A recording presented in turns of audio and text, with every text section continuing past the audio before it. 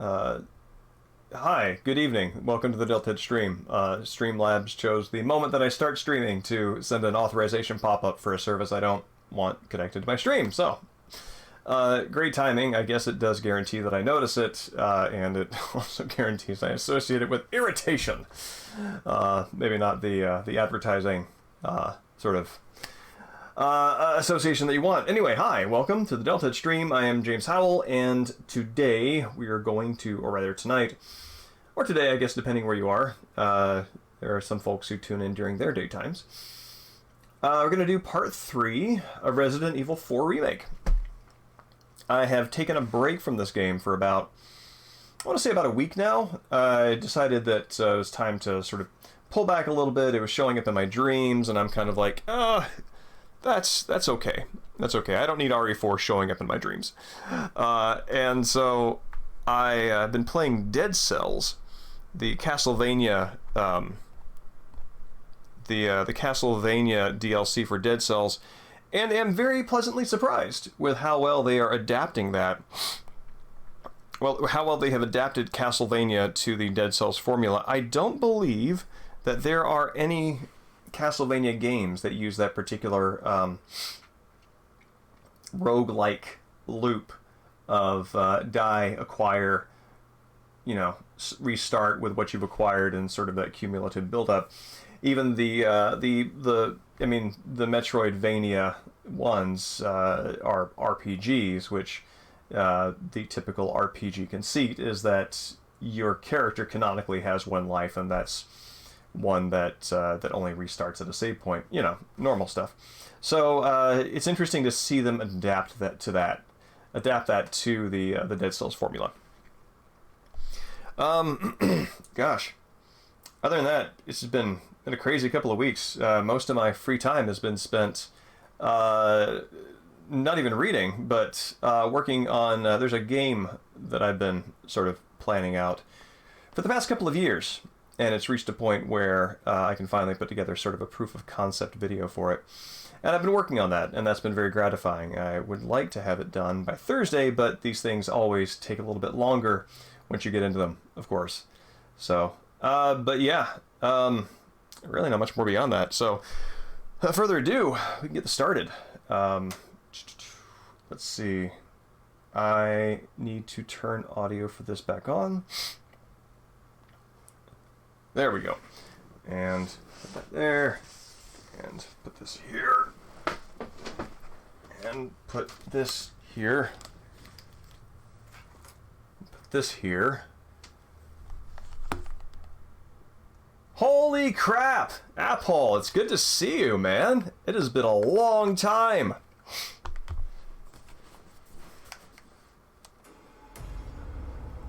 How are you doing?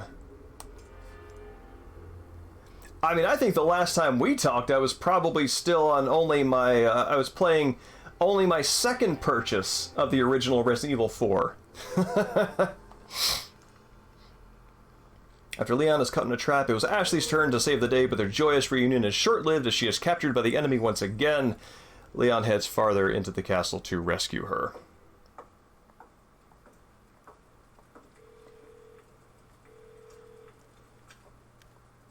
Kind of weird to think of Ada Wong having an idle moment. Sorry. Awesome. Glad to hear you're still working out. I have fallen off that wagon for a couple of years now. In fact, so much that actually atrophied some of the muscles on my left side, in part because I've been so sedentary, and the way that I've been sitting, that I actually have to relearn how to walk using my the muscles on my left side. Which is a very weird experience, considering I've been athletic and in shape for most of my life. So, yeah, the unexpected side effect of the pandemic. This is my parallel second playthrough. Oh yeah, it can only hear through this, so y'all aren't hearing this. Yeah, so I beat the game once on regular difficulty, and I've got on hardcore difficulty, and I have a New Game Plus, which I'm doing through the stream, and I've got a professional run-through that I'm doing privately. And Professional is gratifying. Professional is gratifying. It is as hard as my first run-through was when I was ignorant of the game, and it ups that ante, so that knowledge comes in handy, which is what you want. I think in a good, very hard playthrough, you want the knowledge that you have acquired from the main playthrough to be valuable, not just the skills, because your skills are going to have to improve, but the knowledge that you have, having that tested, is very gratifying. It makes you feel like you really... It's like a Souls game, right? The first times you go through and you die, you learn, you get a sense of things, you know more, and being able to plan around that is what makes a very hard difficulty run sort of gratifying. That's interesting. That's interesting. I wonder how many very hard difficulties would sort of withstand that comparison, right? That sort of like Souls, learn, die, come back and do it again. I have not done an S plus run yet. Gaming time has been a little more spare lately, but oh, that's weird. The way the different sort of planes move with Leon's with the camera shake of Leon's aim is almost nauseating. Did you follow a I think I know the answer for this, but I'm going to ask anyway. Did you follow a route for that? Like did you crowdsource your route, or did you plan it yourself? Okay, I think... Do I still have... Okay, I have a treasure there to get. I have a treasure there to get. I think I'm going to wait. Or do I want to wait to get these? It's a treasure. It's a treasure. I've missed a few things. Evening, Swimmy. Good to see you.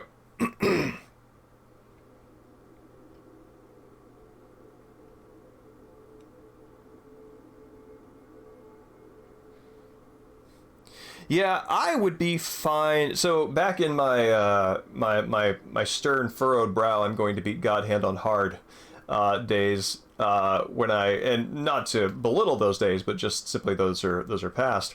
For the time it takes to learn that sort of thing, I would have been dead set on inventing my own route through. Now I think I'm going to be a little more selective about the information that I consider valuable to figure out on my own. Basically, it's not so much a matter of like feeling like I've done the thing to a certain level of performance, but more of is it going to make me happy? And figuring out where the save points are, I think I'm pretty happy crowdsourcing that, and if I get stuck on something, doing that too. The things I think I would like to save for myself are choosing which weapons would benefit me best, and then trying to sort of like figure out which areas I should safely try to skip. Wait, they call it a Chicago sweeper? They didn't call it the Chicago typewriter anymore. Chicago. Chicago. I've been learning languages that more closely match spelling with sort of regular pronunciation, so Chicago is how it's coming out of my mouth. Yeah, the not saving, that's going to be challenging. All right, I'm going to save the treasure hunting for later. Do I have... I think I'm confusing my save files. I did just recently clear this on my professional file, so... Oh, yeah, this guy. Yeah, the killer for me was, so, I've actually died fewer times on professional than it feels like. You ever experience that where you feel stuck on something and the number of times you have failed in your brain is much larger than the number that actually shows up on the tally at the end? Like the objective stat doesn't match how it felt like the experience was. That's kind of my experience with Pro in general. But the twin Chainsaw Sisters, having that back to back with the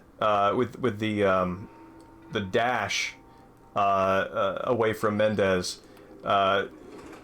I lost my Chainsaw Sister victory at least 3 times to that. Until I figured out that the HP on those villagers is like 1.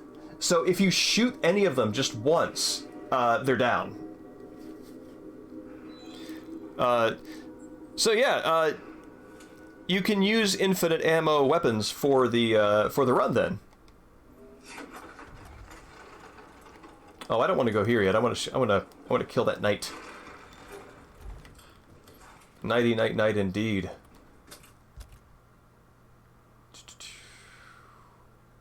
Okay.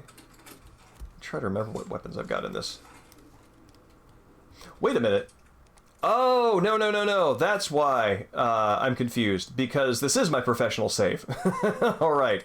Let's move down here. There we go. That fits my memory better. We're at chapter 4.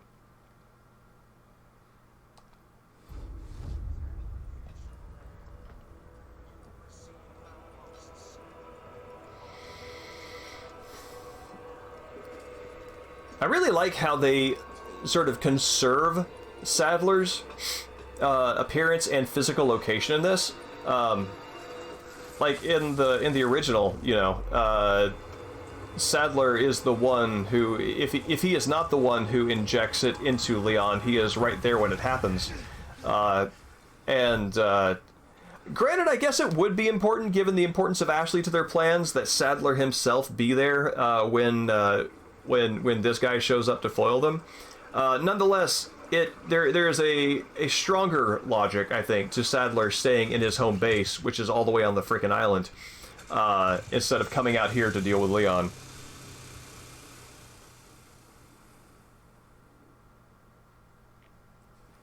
Interesting. I didn't know that. So that's interesting. Do you think is that like a dynamic difficulty thing? Condor one to roost. Do you read me? I like how they gave them bird code names. Yeah, I'm fine. Won't let it happen again. Still whatever key I need.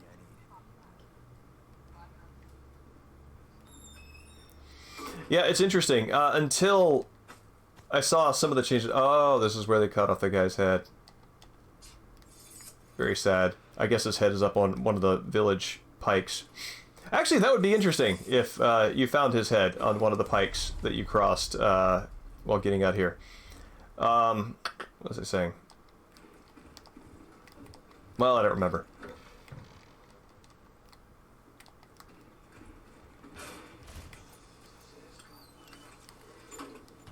Ooh, wow. Audio through the headphones in this section is much creepier.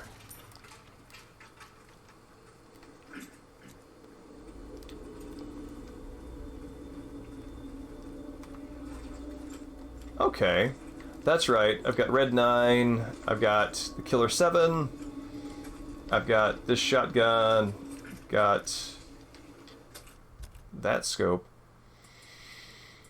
which I don't need. There we go.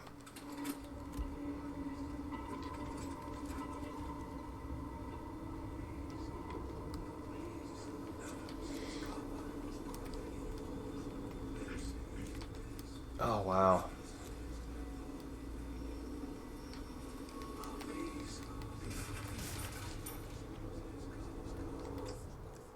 Okay, interesting. So the enemies are located around here, and that's the direction the audio is coming from. So I guess the audio is directional.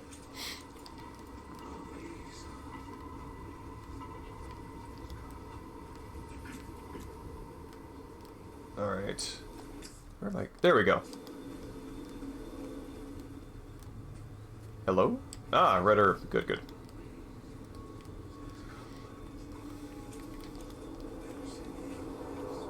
It is interesting and now very strange to me that the earlier Resident Evils penalized you. There was like a secret point system that so the scoring on the early Resident Evils, like you basically start with, I don't know what the exact numbers are, but let's say you start with 100, and every time something bad happened to you, everything that was a no-no, it would take away from that score, and if your score dropped below a certain number, then that affected your rank. That's how the numbers worked on that. And I remember using a first aid spray, like, took off, like, a crazy chunk.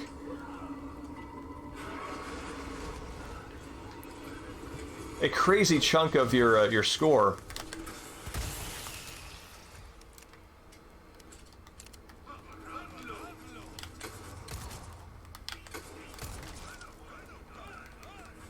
Bonk.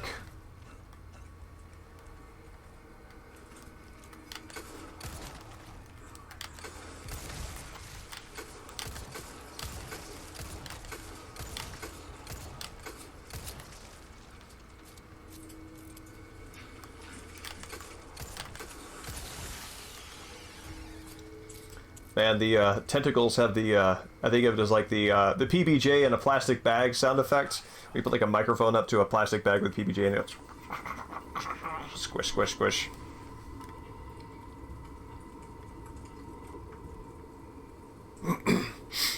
Yeah, time to finish, number of saves, but you were strongly incentivized to use red herb combinations because, yeah, first aid sprays would take away from your score. And even on the later Resident Evils, I was always first aid spray shy because I was like, oh, I don't want to jeopardize my rank. I feel like I'm doing pretty good here. I love Red 9. Red 9 was my BFF in the original. Because I wanted my first playthrough of RE4 Remake to feel as new as possible, I actually did not use most of my regular weapons from the first game.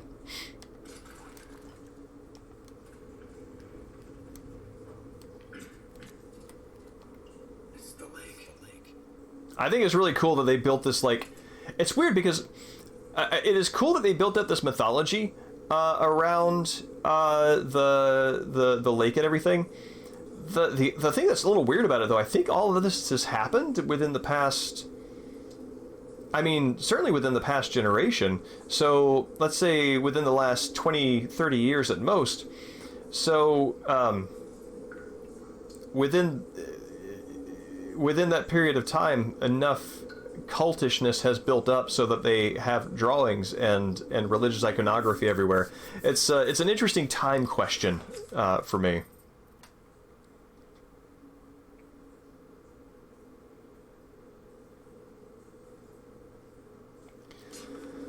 Blacktail. I wound up using the Punisher as my my weapon of choice. I really liked the multiple target penetration.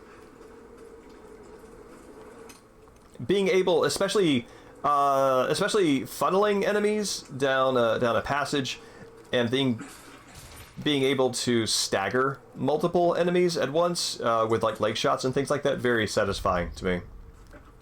Evening round delay. It's good to see you. How are you?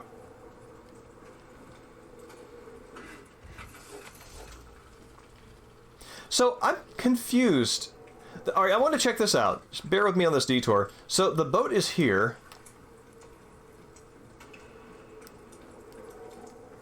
But I docked the boat, or I docked a boat back here. Do I not get that boat anymore? Is that boat dead to me?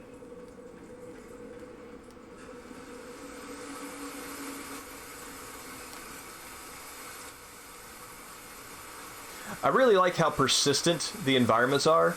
The fact that it is one big area, like being able to see lights and everything across the lake is very gratifying. Oh, cool! Did it start raining after I went through here? I think it did. Oh, let's take a look.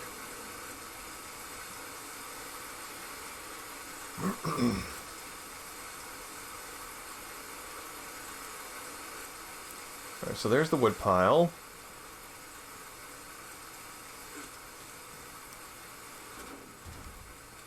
This is the building. Oh, it's just gone. Excuse me. Well, lucky for Leon that there was another boat over there. And one that's all gassed up. none of the rigmarole of having to find gasoline for it.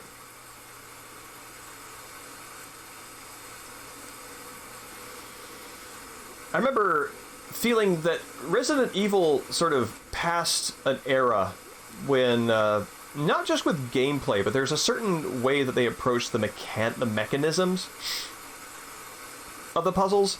The mechanisms in the puzzles in the older games, you kind of felt like you might be interacting with real machinery, because it would have just enough verisimilitude. Like, I remember in RE3, you had to sort of create like a gasoline oil mix to operate a trolley, I think, which is how many kinds of combustible motors operate. And it felt like there was this love of mechanismism, if I can say that the earlier games have, that the later games just sort of shrug and say, well, lock and key, that's all it is. So yeah, that defines an era of Resident Evil for me.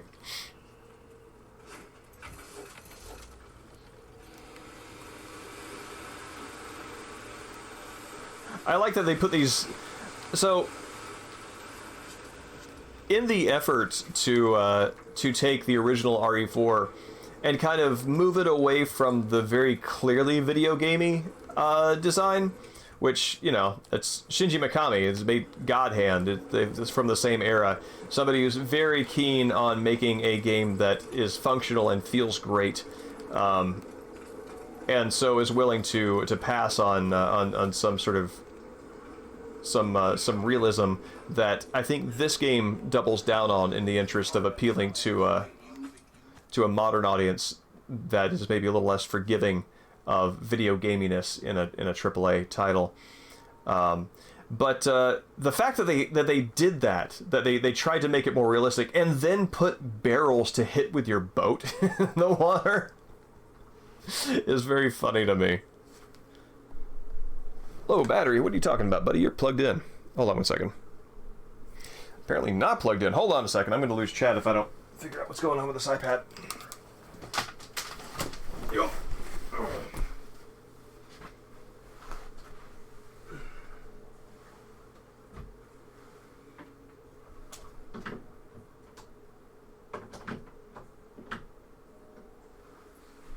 Is that doing it? It is not doing it. Alright, let's try this.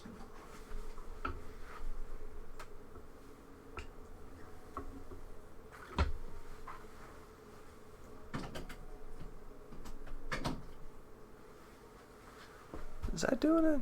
Yeah, there we go. That is a charge. Here we go.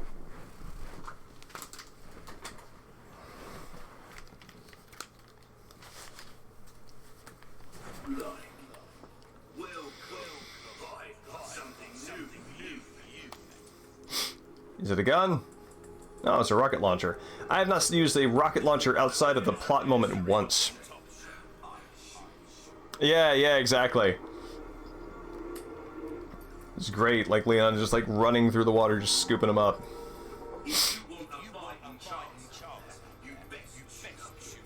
So I want to completely upgrade the hand cannon. I think I want to try to remember what my goal was. Do I want to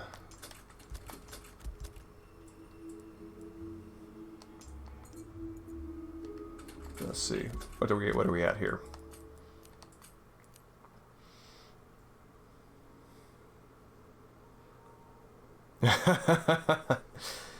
I would play an RE Racer. I think they have enough in the bank, IP wise, to totally account for that. I would love it if there were like something, a very frosted window and windshield, so the only thing you could see is the driver's hands, and that's Ethan Winters. Let's see, do I have infinite? Okay, no, I'm gonna save up for infinite rocket launcher. I remember because I hear that there's a likelihood of disaster if you use it badly.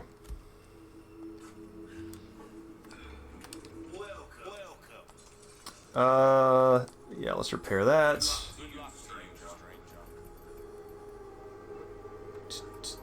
And this is all okay. So I am going to the lake, yep.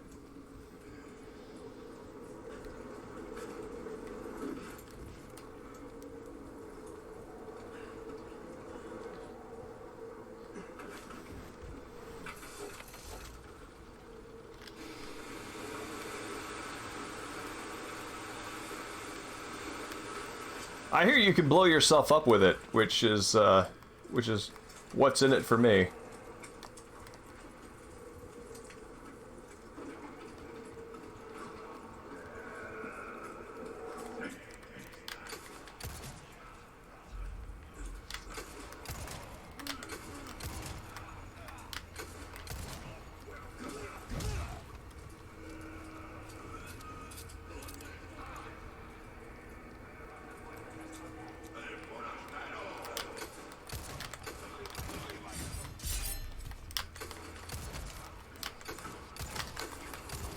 Oh, I hear that you can... Oh, no, you can't. I thought you could duck that, but I'm wrong. Oh, it's the grabs that you can duck. That's right. Let me try that.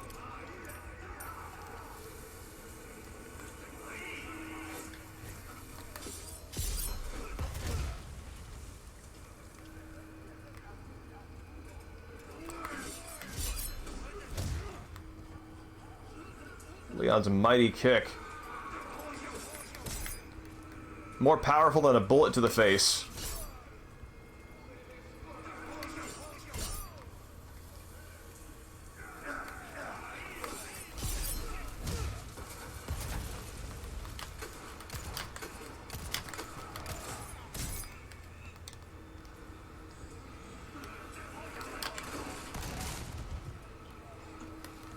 These guys are hardy.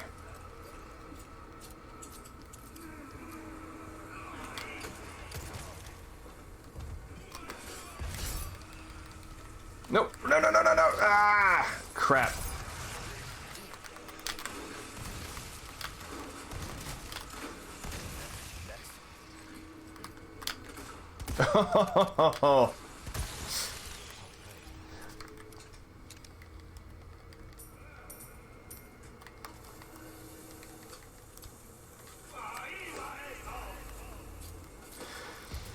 Yeah, they actually blow him up in this. I don't think you see any body parts flying around Mortal Kombat style, but he just sort of disappears in a puff of red mist.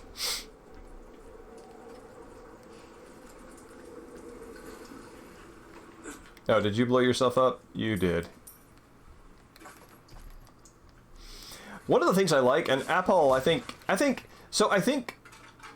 Apple, you, Swimmy, and I, all of us played the original to death, and I think if we were forced to try to conjure it from our memories, we could probably route it pretty good without having the game in front of us, because it's sort of just burned there into the background of our brains. And oh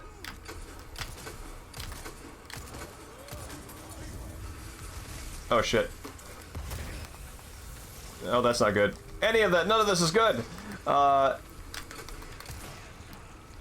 I feel like this game's design is like made for players like us who are that familiar with it. And I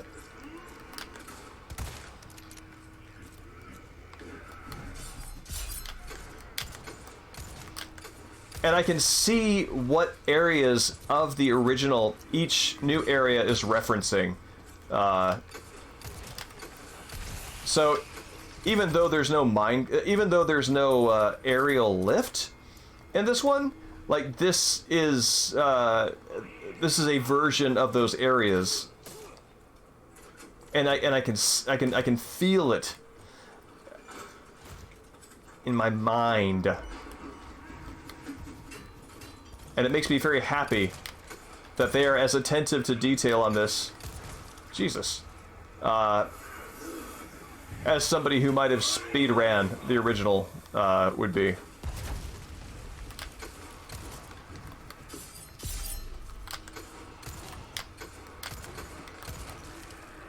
Ah.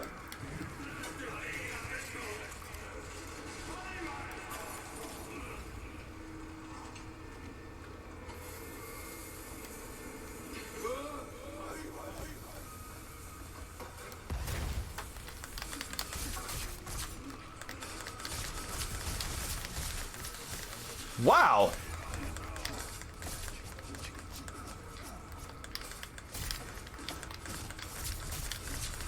God, Leon's stab speed with the exclusive unlocked on that is crazy.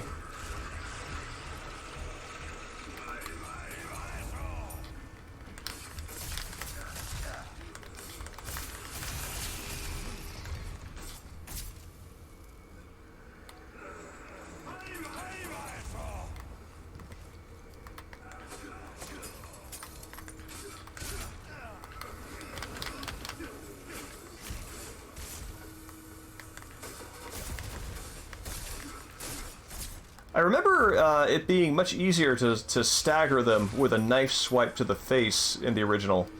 A sort of arcadey responsiveness.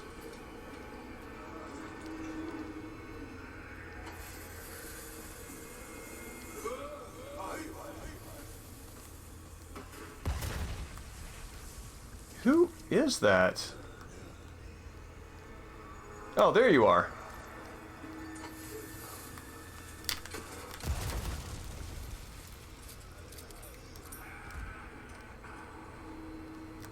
Hear someone grunting.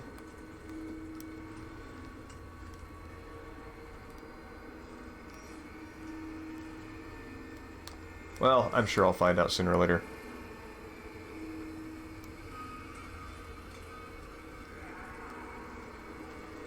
Also, like this right here, this is a nice thing.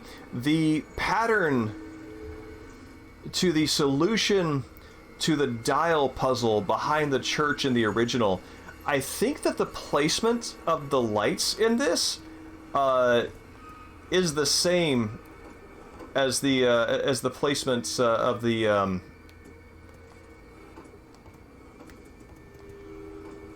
answer in the original for that puzzle in the original. Let's see, is it up and down? Yeah, this fella right here. No, that's not right.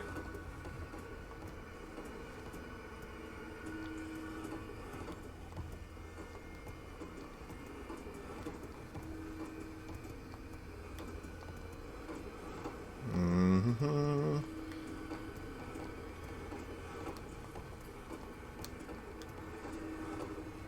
I don't want to go look at this.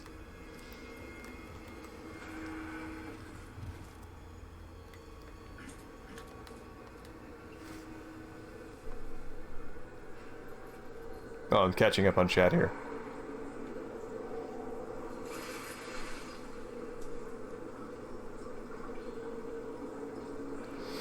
Yeah, I think this game does for a veteran of the original what a remake I think should, which is to make the game feel like I remember the original being.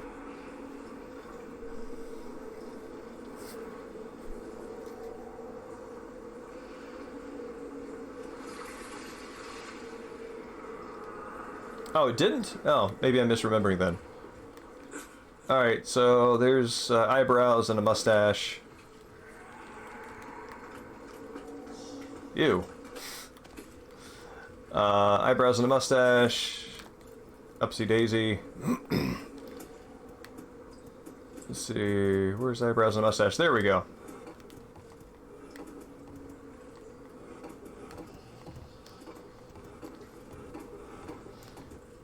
No, there's eyebrows and a mustache.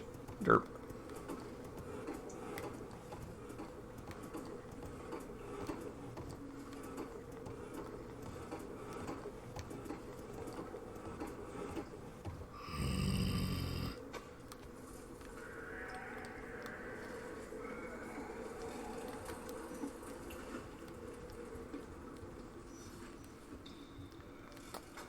Oh, broken cookie. All right, so eyebrows and the mustache, upsy daisy, and broken cookie.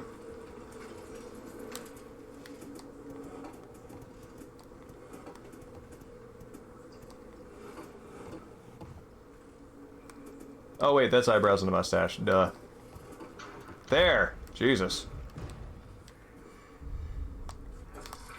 As many times as I got that wrong, I'm gonna take back my confidence in my, my assessment that the puzzle is anywhere near resembles the originals.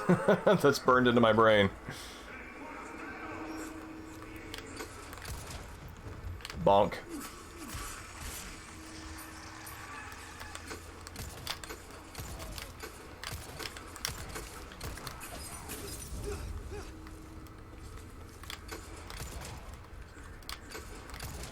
Ah, boom! Oh.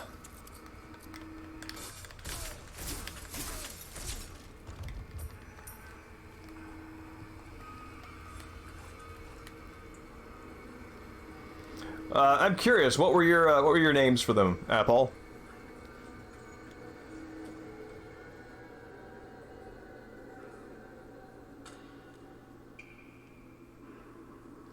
Yeah, it is supposed to evoke it. I guess I'm just, weird. Maybe it's the other puzzle that I'm thinking of. Because I remember the answer to the original was like 2 next to each other, and then a third that was just like a couple of bits away. A couple of jumps away.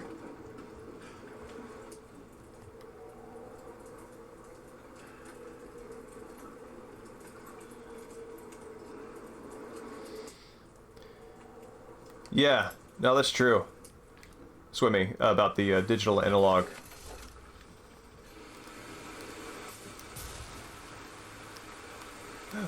I also like how it's chump change, like $1. Oh, I think it's time to go to Chicken Island.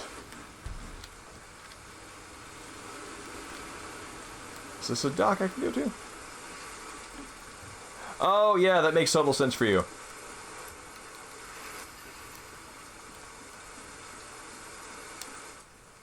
I can see that clearly.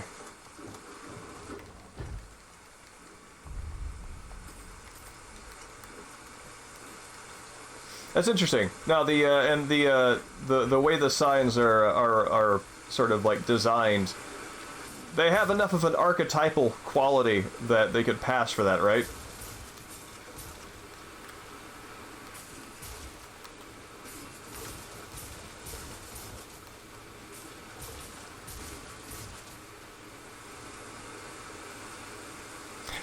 I have heard about it. I have not done it myself, and I hope to do that on this playthrough.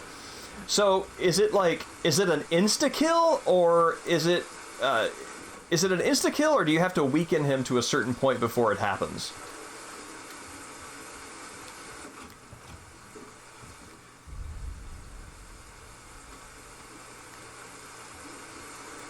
Okay, thank you, Swimmy. I was wondering if I was going crazy with my misremembering that, but actually there are 2 golden eggs in this game. There's the golden egg here, and there's the golden egg. I mean, it's not technically an island, but come on, Chicken Island is a better name than Chicken whatever this is. But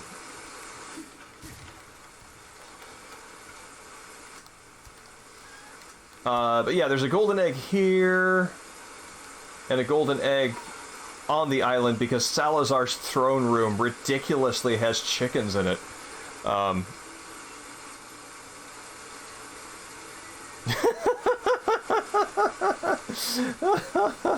That's great. Is this my golden egg? Yep.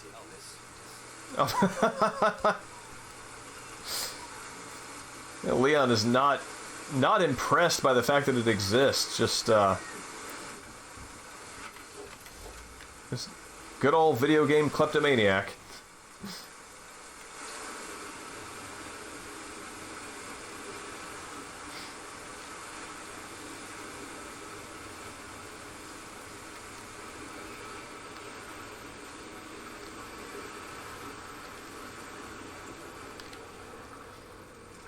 It's very interesting to me that the first head has got combat all around it. This one is just sort of hanging out behind a pretty simple puzzle.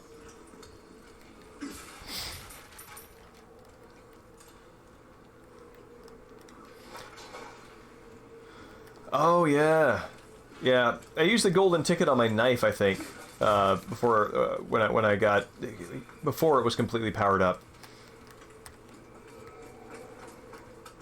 I think you can do it that way. So this is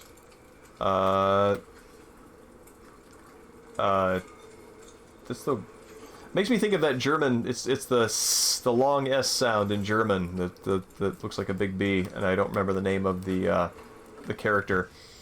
So there's that. There's 3 swims and a dagger is what I'm going to call that.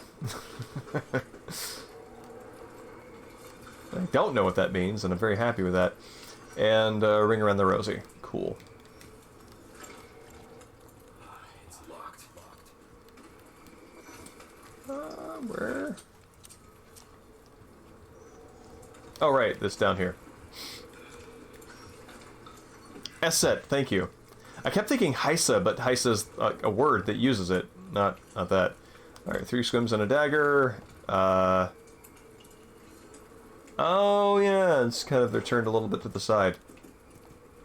That's the pattern that I'm remembering. Oh.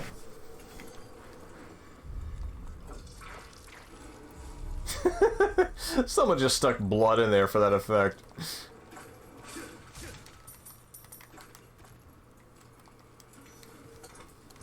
Pardon me.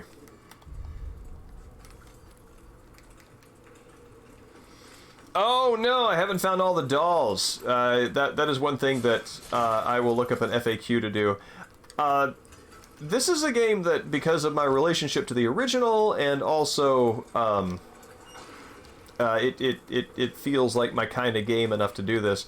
I do want to 100% it. I do want to platinum it, so I will go through and find all those stupid little clockwork castellans. I do like that when you destroy the castellans, like the shoes remain. The shoes are left behind. I think that's cool.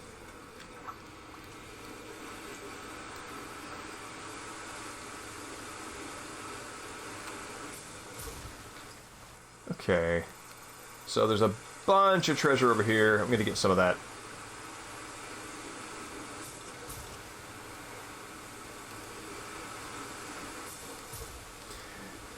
Yeah, this game does, it does what I wish more Resident Evil games did, which is to more closely intertwine the sci-fi conceit with the gothic horror element. Once the science fiction gets involved, the horror element, the gothic element kind of gets dropped away. And that's part of the natural progression through a Resident Evil game, right? You enter with the gothic, the supernatural, the mysterious. You progress back and forth through that for a little while, and then eventually you get to an industrial area where all the mystique is sort of wiped away, and there's a different kind of gothic, creepy aesthetic.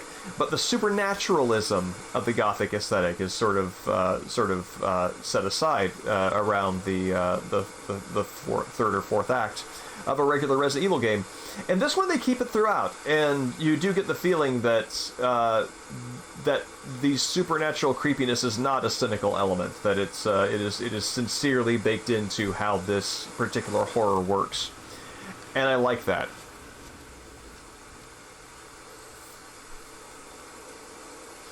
Yeah, so this is the thing that about that boss fight. It took me a while to get the hang of it. Once I did, I stopped being so frustrated with it. Which is just boss fights, right? But the boss fights in this game do something that I generally think should be avoided, which is add a lot of exposition during an actual fight sequence, because it's just sort of proven that people retain, like, none of that. And there's a lot of world building that happens during those moments. Yeah, it's a weird choice, I think.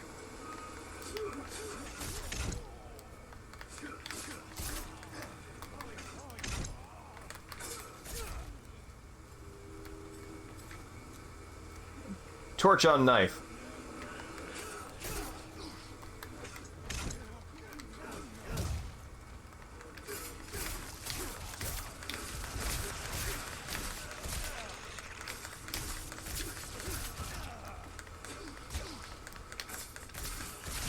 There we go.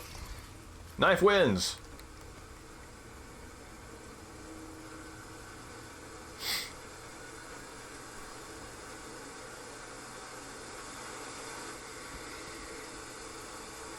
Yes, the acid lasers, that was the most frustrating part for me.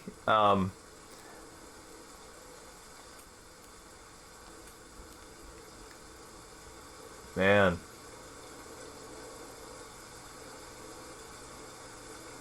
That's interesting. I mean, the texture on this egg, this was an egg that was laid by a chicken. Oh man, let me tell you, speaking of bird eggs, so we've been a little lazy on taking down our Christmas wreath, and between the transparent plastic plexiglass, whatever it is, on the screen door, and the wreath, birds have built a nest, and it's a very narrow nest, but they put their eggs in there. So yeah, we have birds nesting in our front door, and looking into it, I guess I can't use that front door for like 2 or 3 months because it will disturb them, and gotta wait until the fledglings leave. Yeah, I agree, Apple. I think that there is a way to do it, but it's really just, it depends on the game. For how to do that.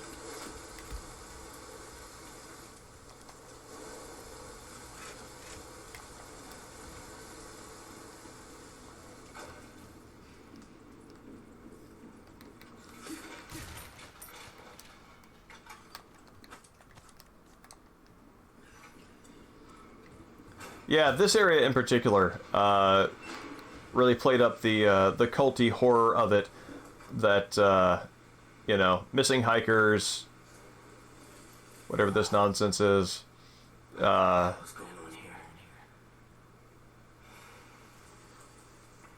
this is bad for the world.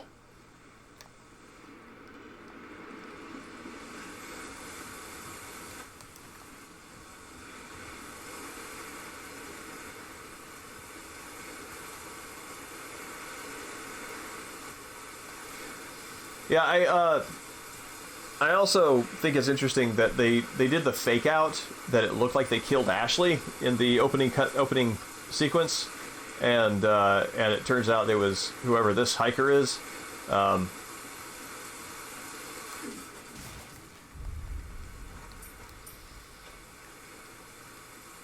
kind of feel like there's something that could be paid off a little more with that, but I don't quite know what it is off the top of my head.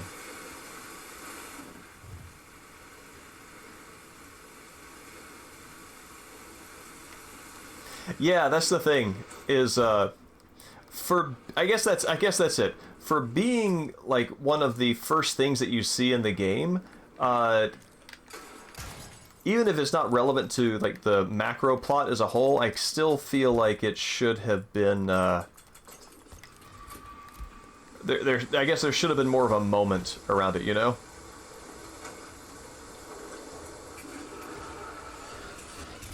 Oh, good doggy.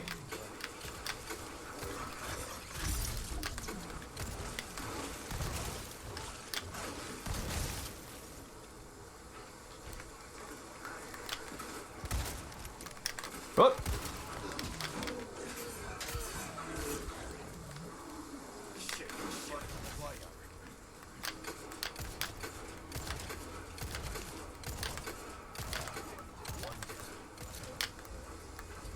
There's a doggy over there too, isn't there? Oh, cool.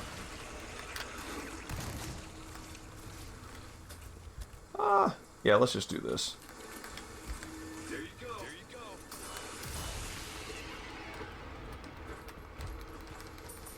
I really like how effective those are against El Gigantes this time through. I mean, it makes sense that that if it's you know, it's good for the goose, good for the gander, that if it kills the smaller enemies, then it should do significant damage to the bigger ones. And in this one, they made it happen. I think Swimmy brought that to my attention.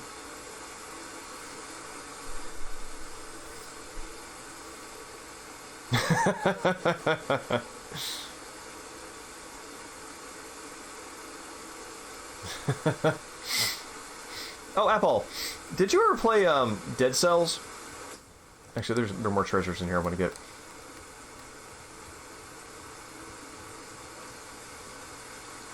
Because I've been playing the Castlevania DLC for it lately, and it is quite good.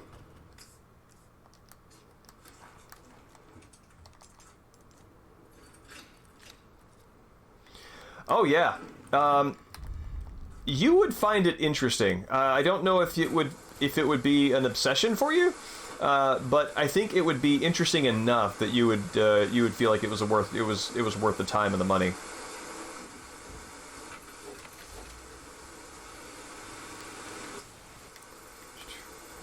And when I say obsession for you, I say that in the full knowledge that both of us take a very similar approach to playing a game once it catches the interest, which is bite down hard and don't let go until it's bled.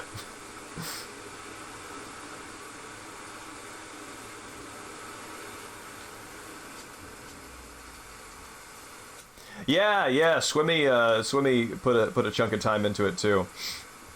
Oh, so Swimmy, you were telling me about the quality of life feature where you can, well, actually, maybe I shouldn't talk about this too much if Apple's going to give it a shot, so I'll withhold. Man, this is one of those puzzles that, I feel like there's probably a trick to it, but I never really have a good strategy for these things, so I just screw around until it kind of works.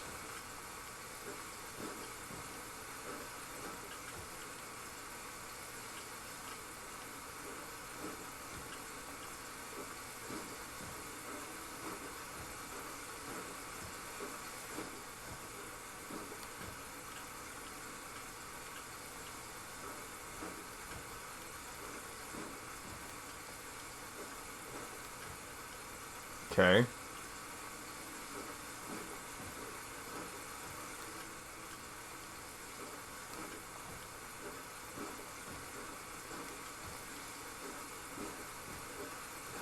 I've been informed that this is maddening for some people to watch. It's like watching somebody play Tetris and sort of really wanting to backseat win. All right, that's working out all right. That makes sense.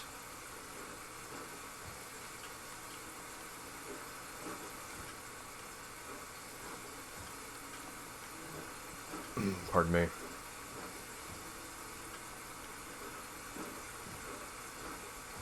No, let's spin you around here.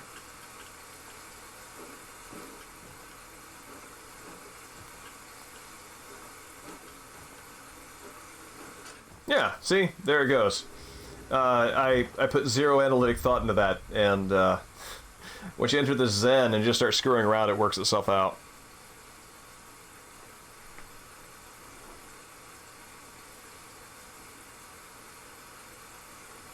Okay, yeah, that's a fair point, Swimmy. So, yeah, the idea behind Dead Cells, the player loop, is that you go out, get stuff, go out, find new items, unlock new things, and then you die, and then you start again with your new weapons. So you just sort of increasingly get stronger.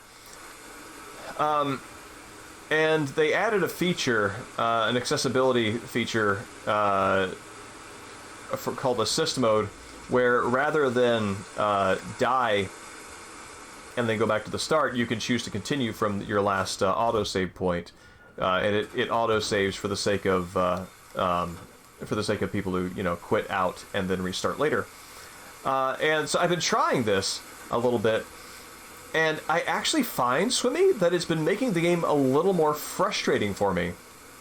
Because I have found that one of the reasons why I die in certain areas is because my equipment set is not optimal for trying to do for doing what I'm trying to do. And usually when I die and I go back to the start, I don't have the opportunity to discover that my equipment set really was suboptimal. I just assume in a roguelike fashion that I screwed up and it was my fault. And granted, a great player can take any skills, any combination of equipment, and make it work, right? But yeah, I'm finding that dying and going back to the start has obscured for me that certain combinations of equipment just don't work as well as I think they do. So I might feel like I'm having a good run because I've got a really good loadout, but it turns out I actually don't have a good loadout. When I died, it was partly because I screwed up, but also partly because it's not optimal. So yeah, it's really interesting to me that just based on perception, like you think you've screwed up for different reasons when you continue and try the same area with the same loadout over and over again. It's neat. It's neat. I'm really glad you brought that to my attention.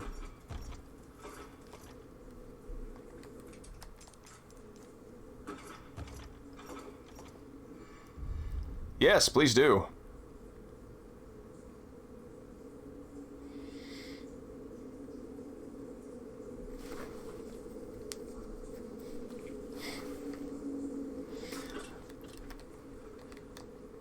Did I get the thing? I wasn't paying attention. I was talking. Yes, I got the thing. Condor Wanderers. Found the key to the church. Right. No time to chat. I'm going in. Condor one up. I think you'll find Dead Cells refreshing. It's different for sure, and I think I will be interested to know what you think about it.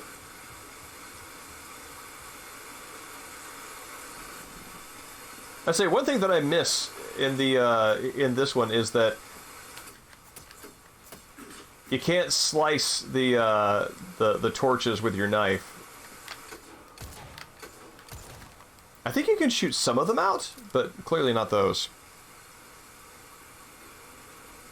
Awesome. Yeah, man, have a good night. It's great to talk to you again. Hope to keep in touch more regularly than like years apart. I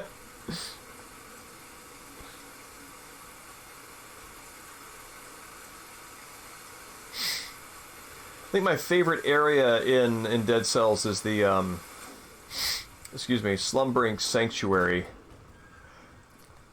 Its aesthetic and the fact that it transforms as a result of something that you do is very smart. So right.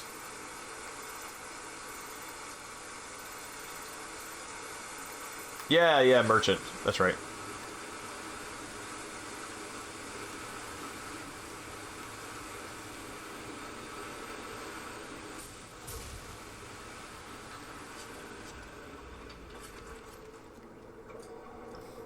Yeah, Slumbering Sanctuary kills me pretty regularly, in fact. And Slumbering Sanctuary was actually the area that taught me that, I made mistakes, but also my equipment loadout is not as good as I thought it was. Let's see.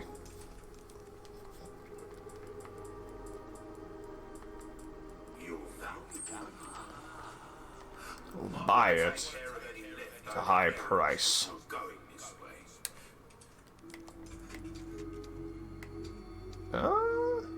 Why did I have this save? Well, just in case that's important.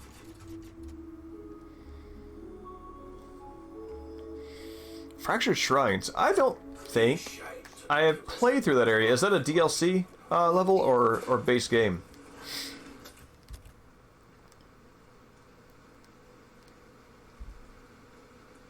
This is cool.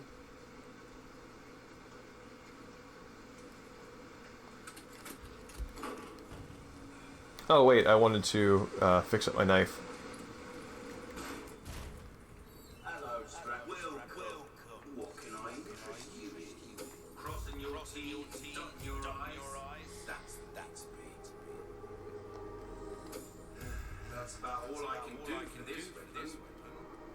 Although, no, never. Yeah. Well, we've given this one all we have to give. Treat. Fatal Falls DLC. Cool. I'll check that out. Thank you for the heads up. Let me all come back. Peter. Whoop.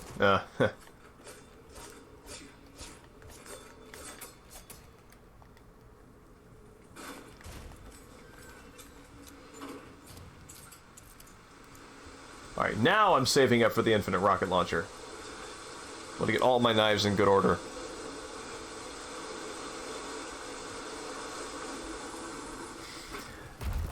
Yeah, interestingly, so I don't know why, but you know, I'm fairly selective as a parent with the kinds of games that I play, you know, around my son, and because he's very young. And Dead Cells is like, it's cartoony enough and it's not gross, so I gave it a shot, and it causes him to just fall on the ground with gut-busting laughter. Whatever that game is doing is one of the funniest things that kid has ever seen in his entire life, because every time I play it, it is a guaranteed home run. Just, it's pure comedy. I've never seen anybody enjoy that game that same way. It's very gratifying.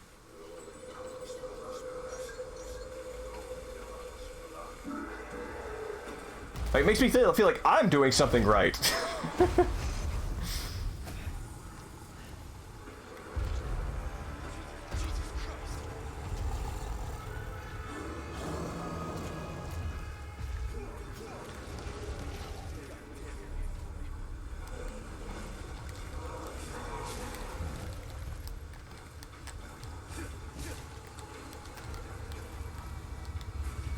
Yeah.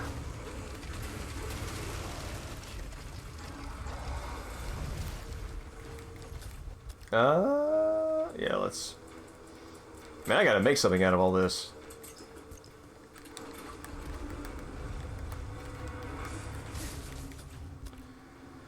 Magnum bullets. Alright, let's craft some things here, because I have the time.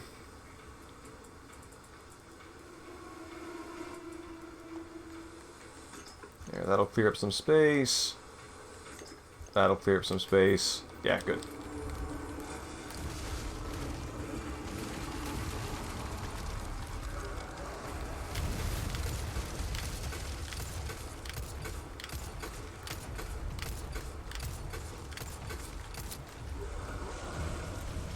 Wow, 74 bullets. They really feed you good on this.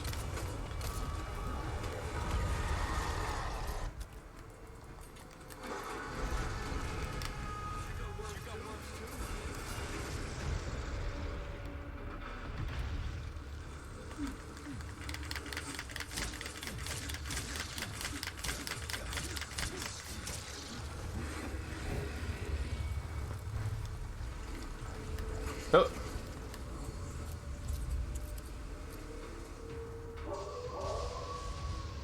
Comes a good boy.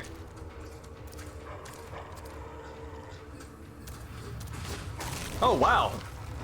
It just cut straight to this. I think in professional, you have to fight more between the dog appearance cutscene and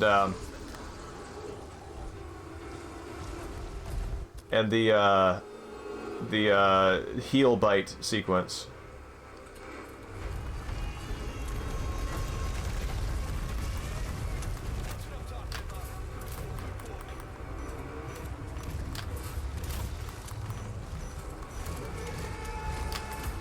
Oh, missed that one.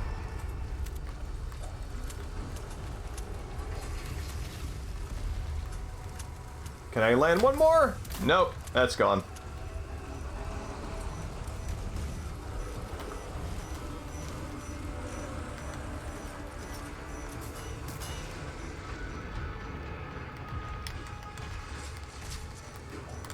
I missed my opportunity.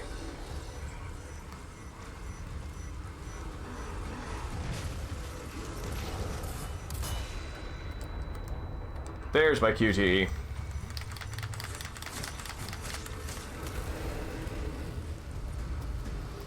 Wow! Krauser's knife. Wow, that really brings a hurt there, doesn't it? My shotgun just slammed right down back. That's great. Okay. Let's get to that church.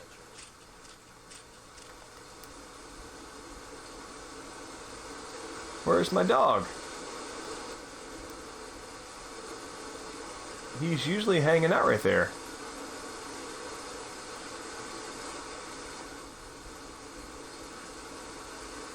There he is. There's a good boy. I have spent more time. Let's see. I spent a fair bit of time in photo mode getting shots of the good boy.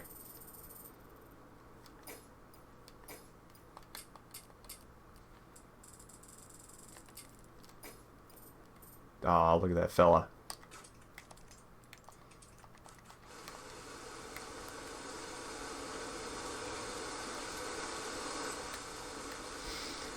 I do miss the dodge QTE.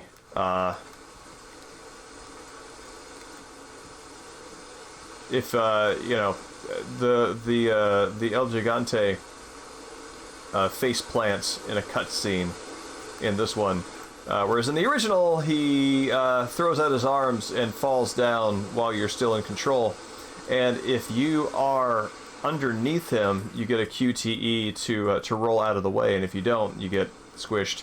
I don't think fatally, unless you're like really low in health, but it can kill you, I think. Anyway, I liked that detail in the original.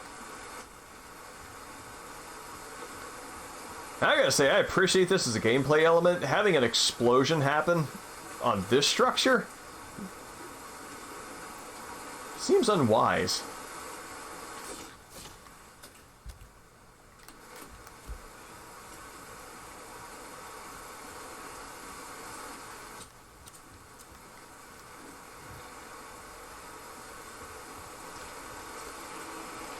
Let's see. I'm gonna take off my scope for this.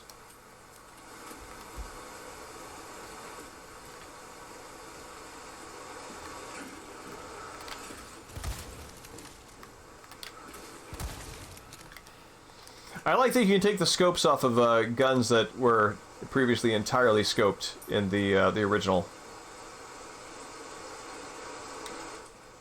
Feels cool.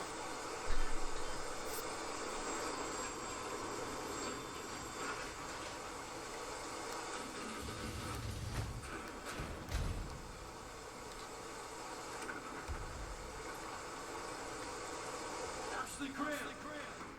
I'm here to help.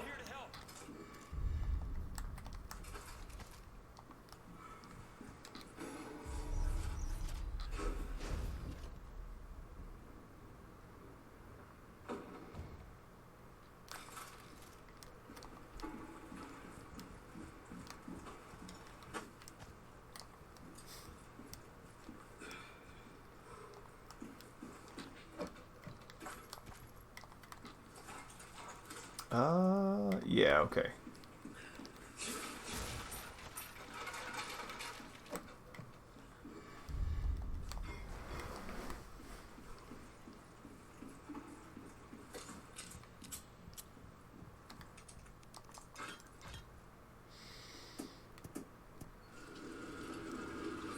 Yeah, right there.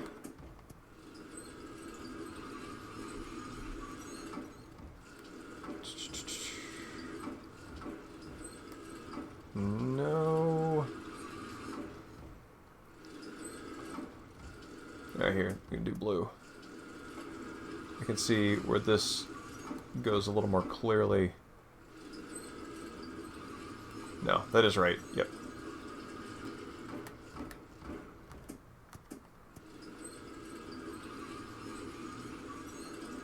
There we go.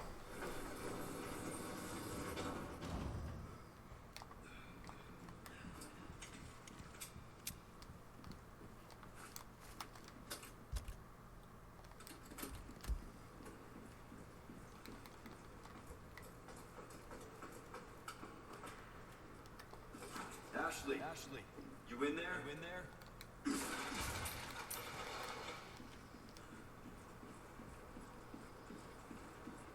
Just gonna shirk my duty as a federal agent here for a second while I explore and look for anything of value that I can sell.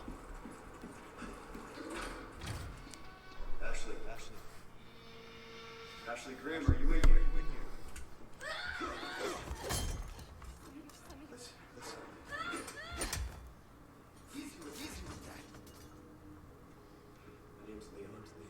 Oh yes, I have an eye patch on Leon.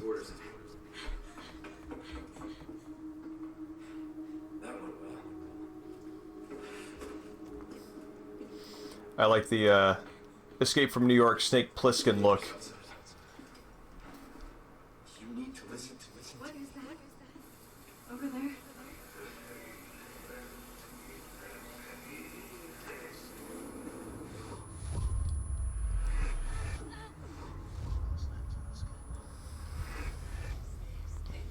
The blacklight effect on Sadler in a lot of these cutscenes is compelling because it doesn't show up anywhere else in the game. It is unique to him. And it's unique to him in these moments, and I think that's neat.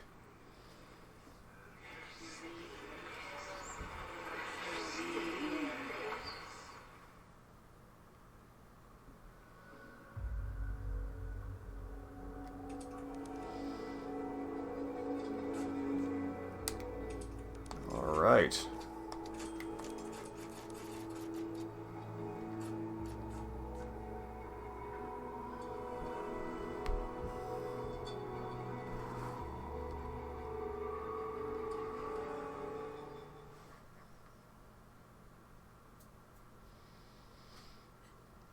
Oh, Swimmy.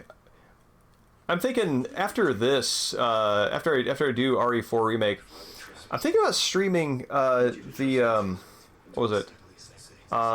Echo Knight, the space one. Would you be interested in that? You're a horror game aficionado, and I wondered if you had ever played that, if that would be interesting to you.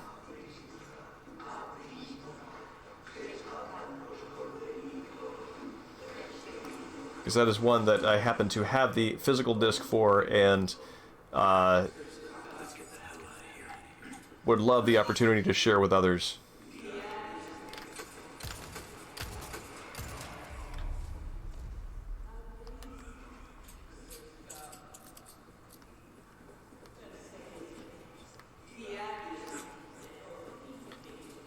I haven't tried shooting these guys from up here before, so I've never seen what actually happens. They continue to they seem to continue talking among themselves.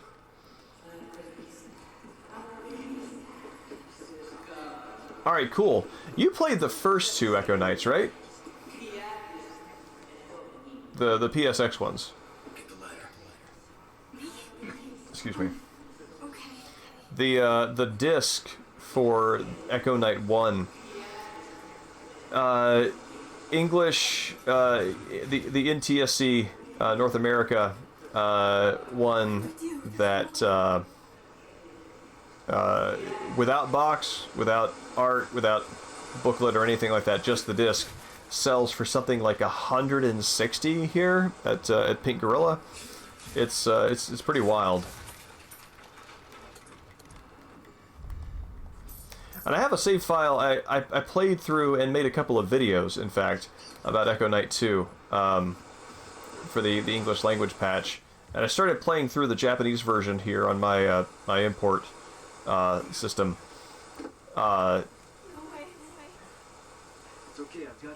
It is weirdly gratifying to play it on an actual CRT.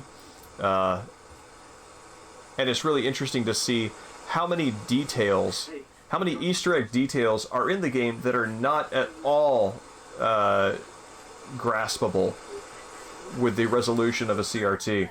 But if you play the game in an emulator and you've got everything really crisp and the textures just sort of like hideously precise, then you can see Easter eggs in like book text and things like that.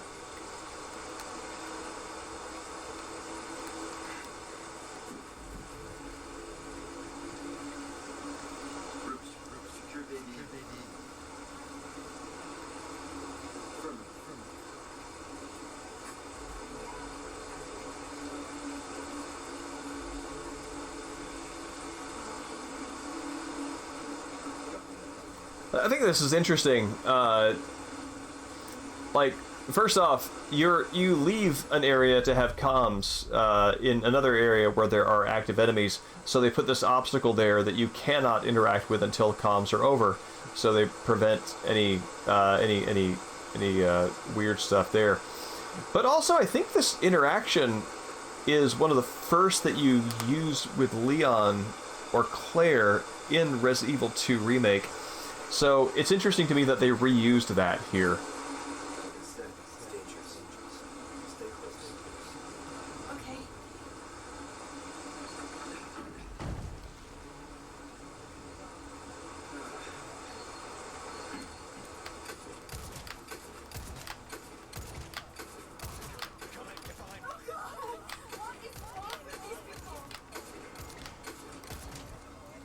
Bonk.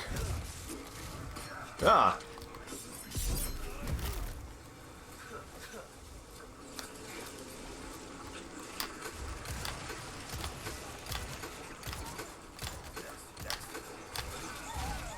Oh man.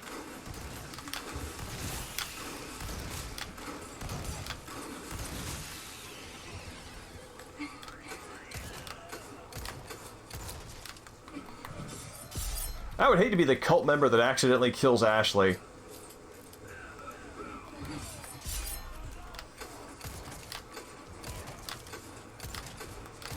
Basically any grunt that kills the VIP who you're supposed to be escorting, who is crucial to their plans.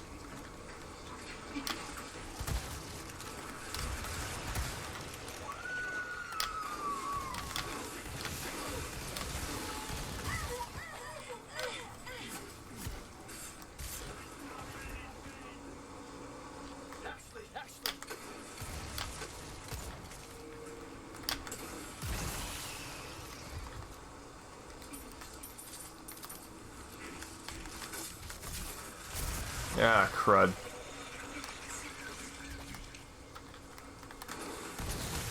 There we go. Good. Anytime, anytime.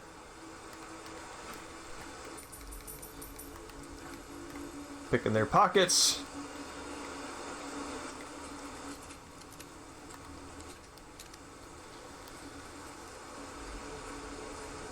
Let's see, does anything in here change after the cult members come in here? Now, there was a detail in the original that I liked that is missing from this one. And I understand why. But in the original, if you backtracked into the church after getting Ashley, you came in here, you would actually see a couple of the cult members in there with crossbows, which are weapons that you don't see at this point with villagers in the original. And so it's neat. It's a neat little bit of storytelling that that they sent some VIP emissaries out to check on things, rather than leave it to the locals.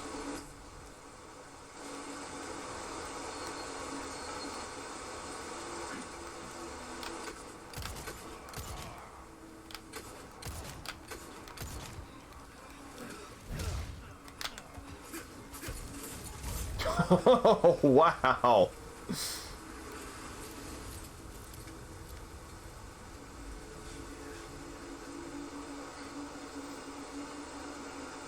The hell of a kill.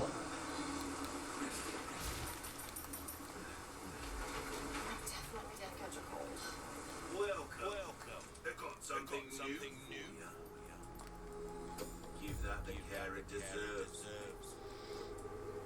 Something new. What is it, a first aid spray? new to you, buddy.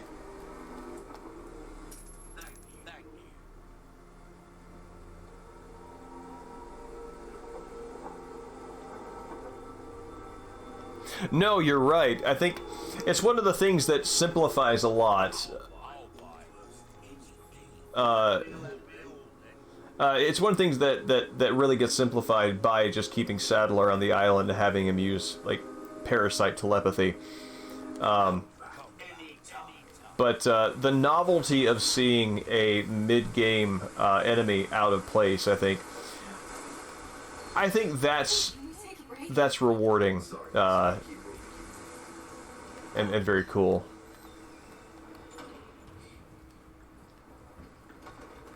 Somebody like left the dry ice machine on in here.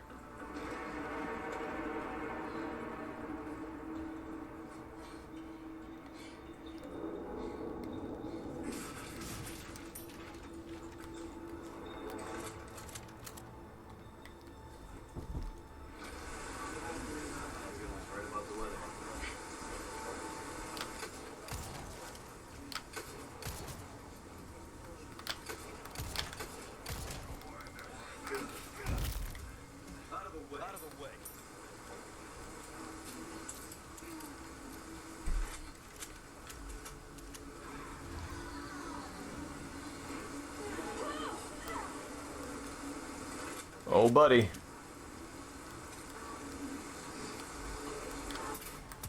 Spread out. Stick close, stick close. Okay, okay.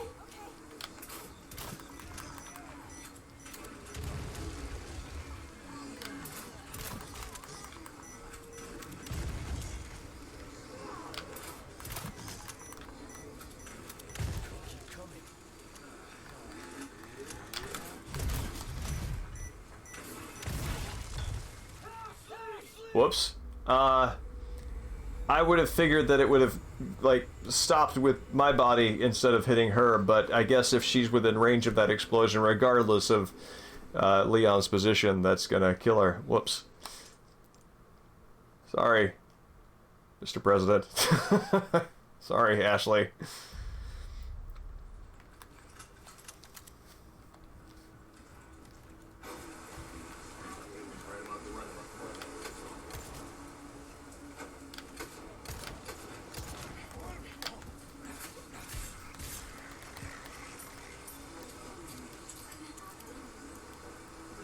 Y'all coming through here?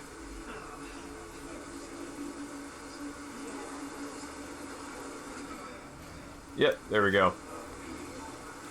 Let's try to stay a little further away this time.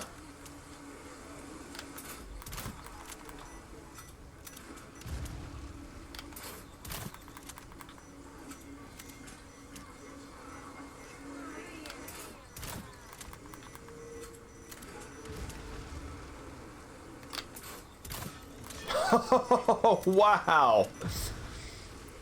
He blocked it.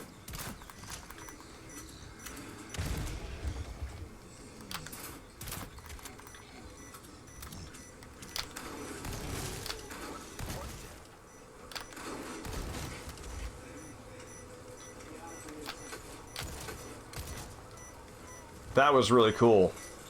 Oh.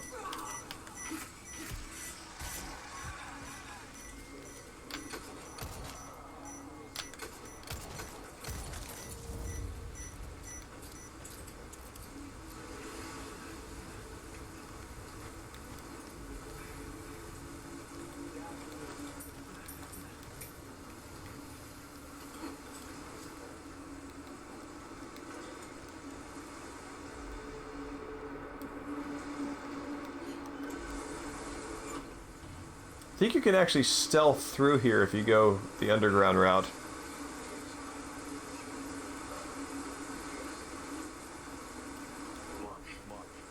okay.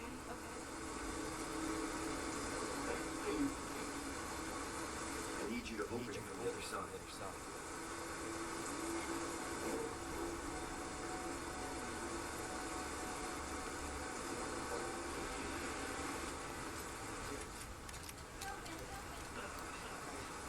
Thanks.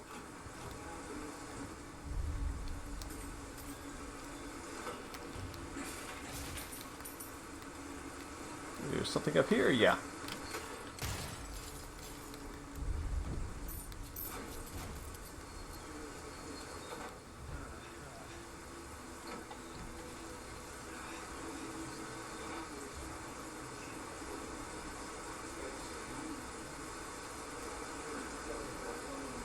Somebody...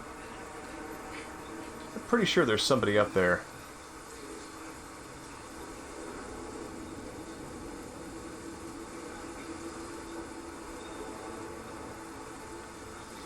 Oh, this is where I can fight the big dog. And I will fight the big dog.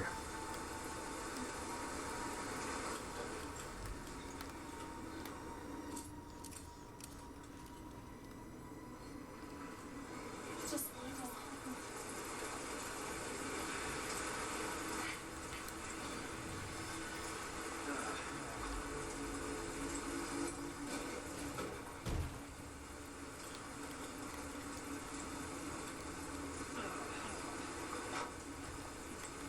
Maybe I need to go all the way into here to activate that.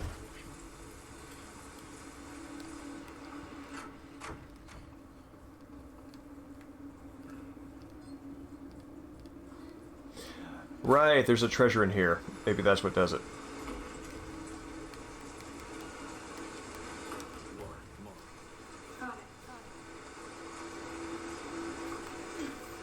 Wonder at what point Ashley realizes that, I mean, I'm sure she's like taking Leon at his word that this is all getting them out of here.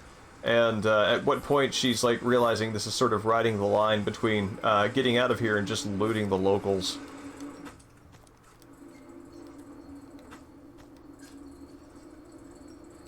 Swimmy, I'm curious what your read on this is.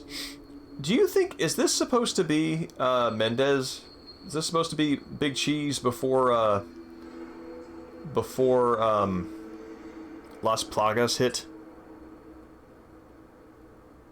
I know they show a few other photographs of a few other characters who don't appear as enemies, but yeah, it's interesting. Mendez's father? I see.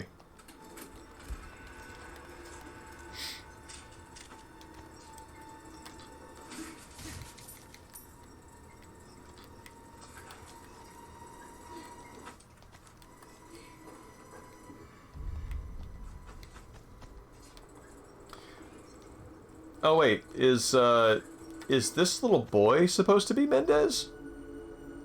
Because I know this guy and this little boy, they've got a story attached to them, but I don't remember ever seeing how that pays off.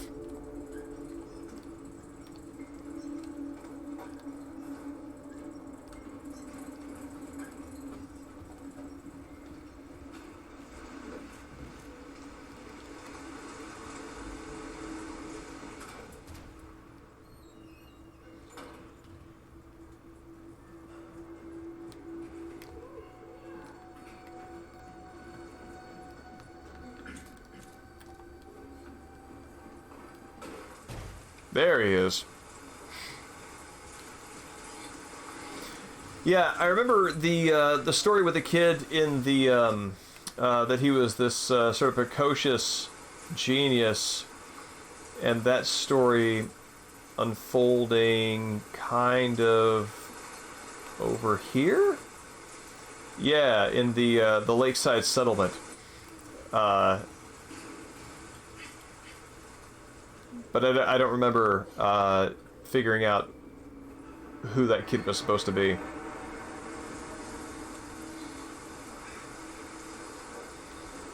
Okay, interesting.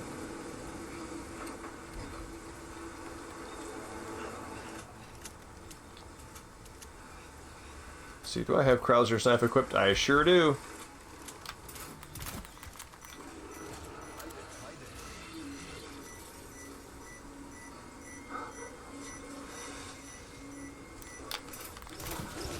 Oh, crap. Alright, good.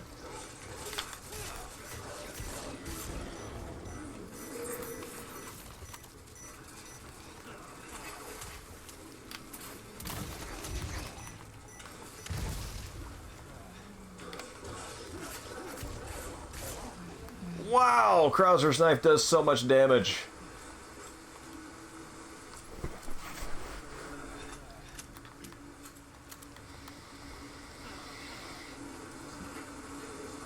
Yeah, I feel like they they brought a level of lore that you would see in the prior Resident Evil games that was conspicuously missing in this one. They brought that level of lore into RE4 in a way that I feel works.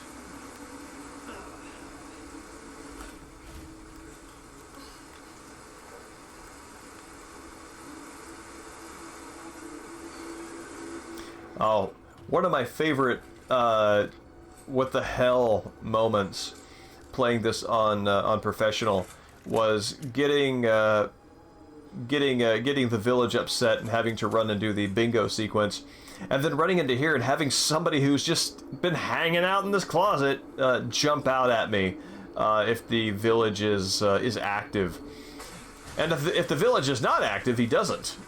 He's just chilling out.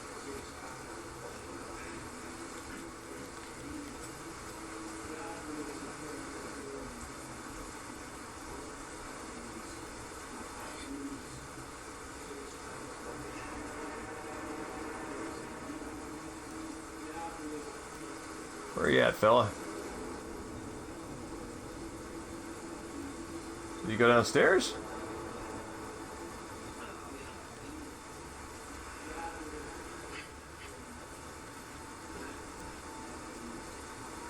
Yeah, there he is. I want to poke him through the window.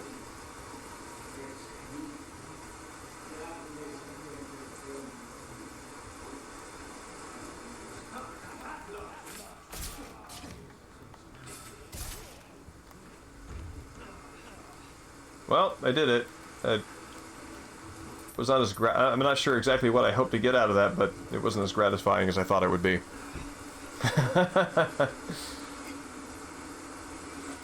Do you remember the big Resident Evil FAQ by a guy whose pen name was Thomas Wilde?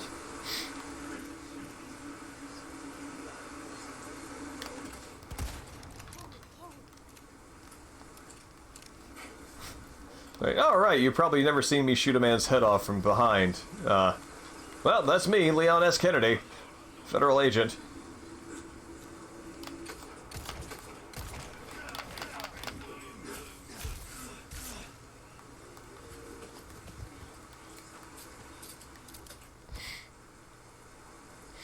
Yeah, it was a very big, detailed breakdown of like every entry in Resident Evil, even like Gun Survivor, when Gun Survivor was fairly unpopular. And I remember poring over it and loving how detailed it was.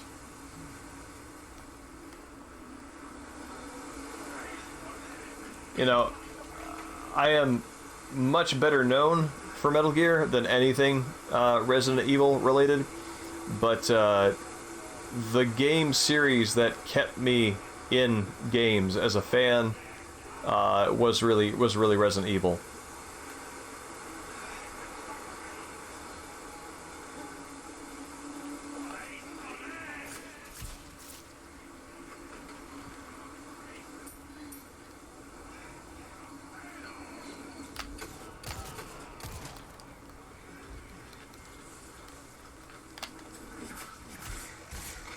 Oh, crap.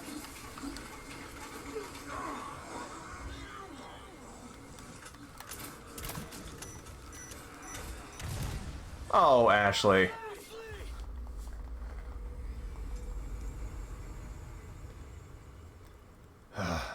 Yeah, incapacitated, all right.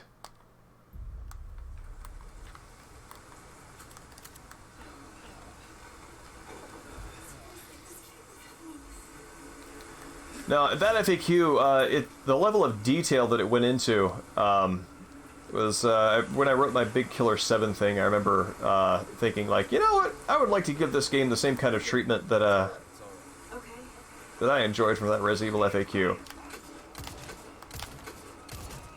Even though I ultimately did something very different with it.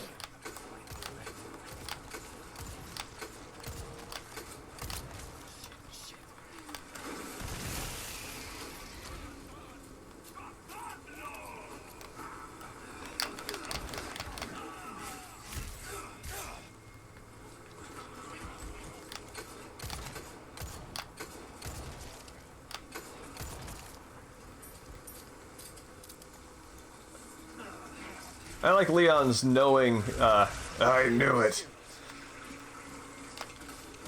Like he's eyeballing each one of these guys, wondering which one's head's gonna pop like a party balloon.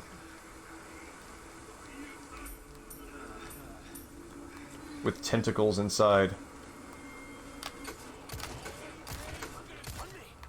Okay, okay.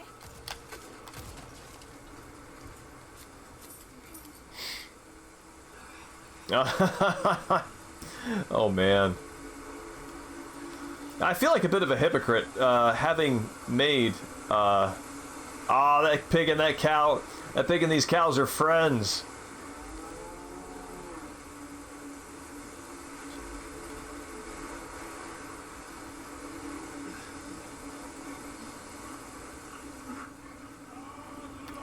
No, we're just having a hangout with a pig and a cow.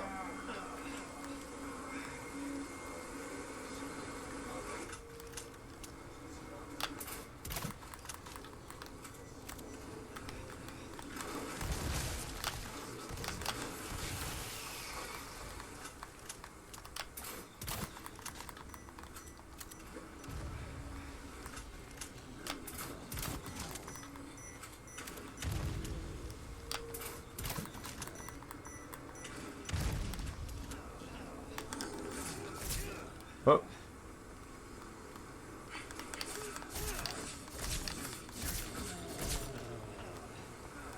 Cool. Oh, but yeah, so as I was saying, I feel like a bit of a hypocrite, because having made many long-form YouTube videos about Metal Gear myself, back in the day, I find myself a little annoyed with the format as an audience member, because, 9 times out of 10, there's a very specific piece of information I'm looking for, and I absolutely do not want to. I guess I don't trust whoever is making the thing to be succinct enough to provide just information.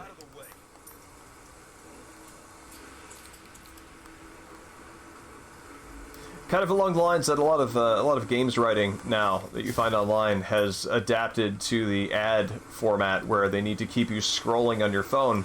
So they wind up not saying anything for about 8 paragraphs and teasing that they might say something. It's in a way that's just very frustrating. And I find myself grateful for my development as a writer that I learned how to write in a print format, because having something to say, saying it succinctly within a page length, I think is better training than whatever people are learning how to do now. What can I do?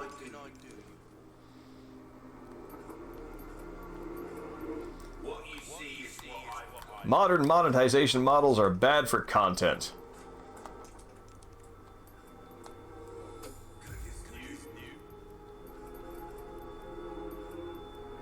Gotta select good things on sale. Thank you. Okay, cool. Take care of any leftover errands before going this way. Be ashamed to live the rest of your life wondering what if. I gotta admit, a man who is committed to a complete sentence when his audience is already out the door.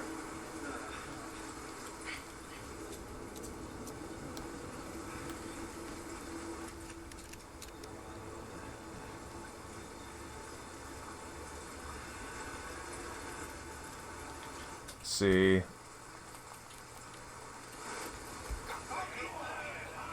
You can actually kill these guys.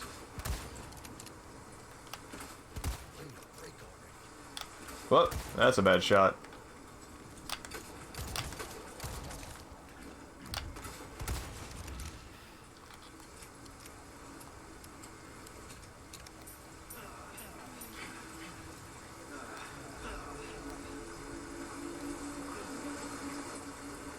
Somebody get stuck?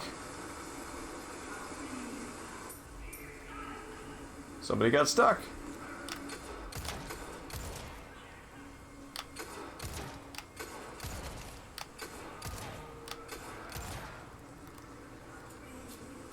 There's a strong grate.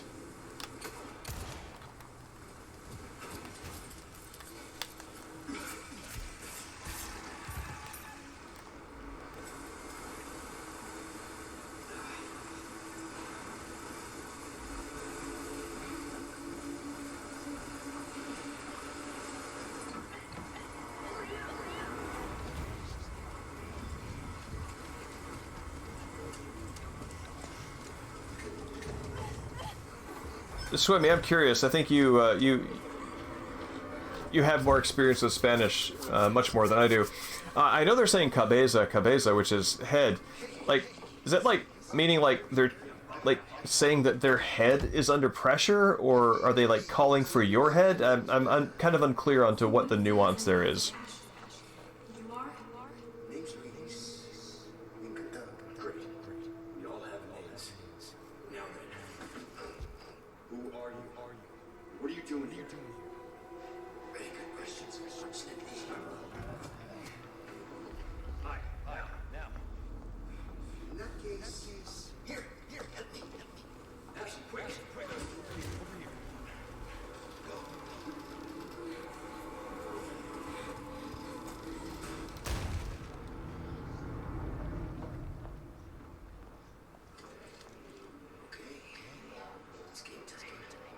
I feel like the eye patch adds a lot to the reluctant buddy moment here.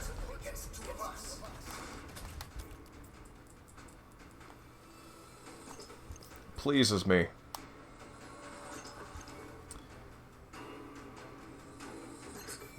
Yeah, there we go.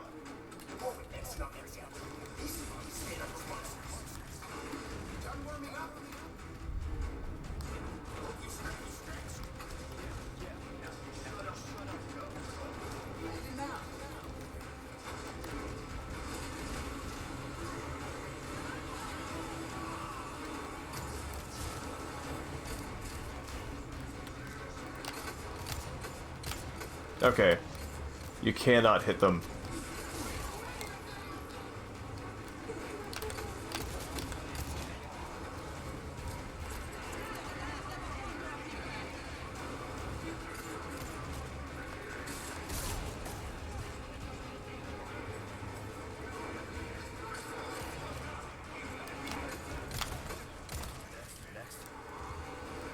They get upstairs. No.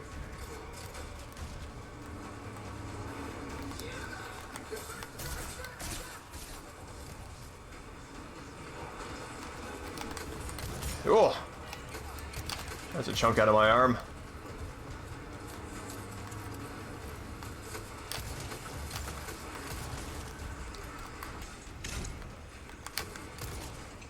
Oh. Goodbye.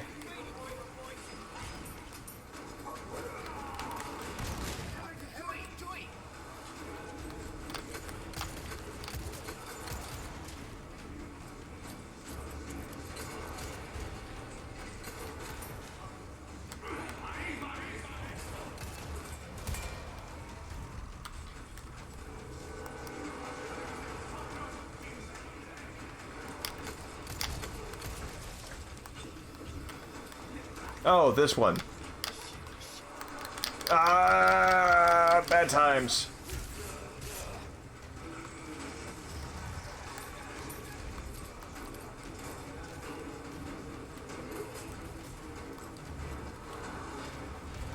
Let's load this up.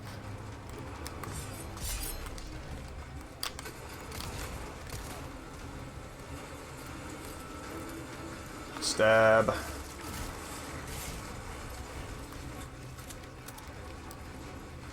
Ah, Jesus!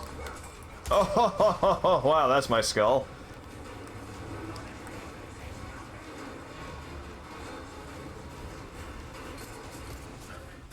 Leon opens his case and lovingly remembers Chicken Island.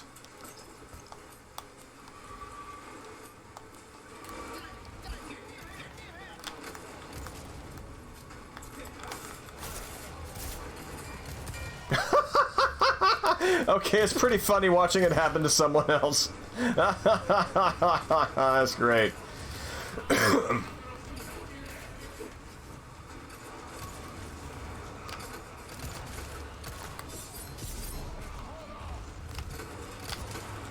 Between that and watching that guy fall down the stairs, this is slapstick central.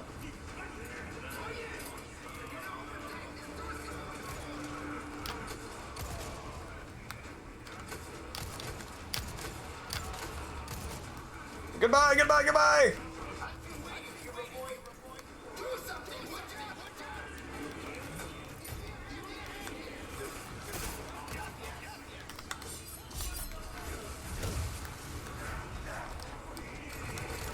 Go, go, go, go! Cool.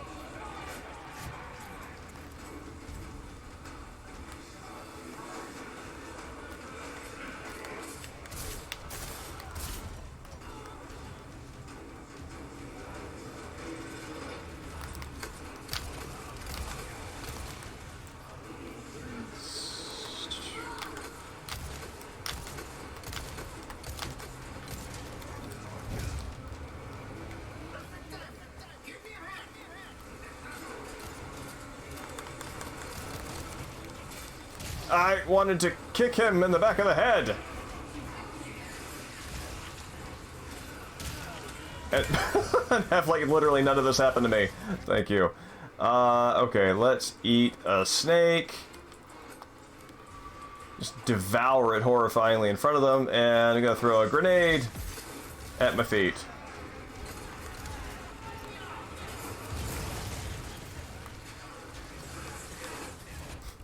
When all else fails, do whatever the hell that was.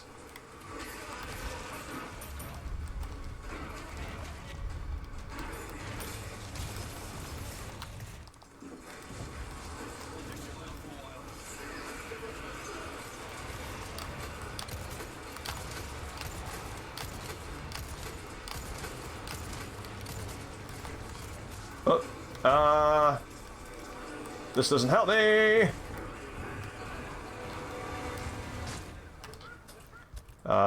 Okay.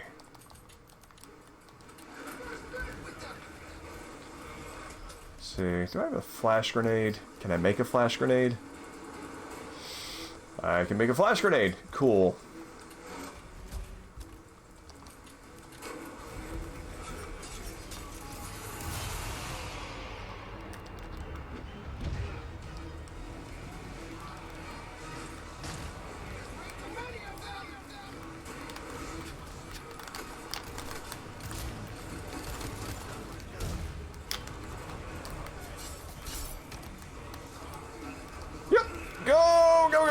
Go, good, good.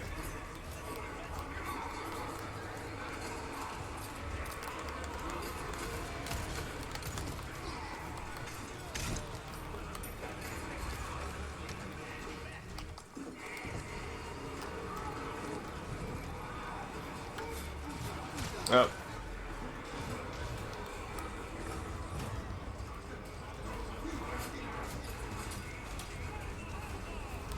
Let's see. Lewis should be super swarmed.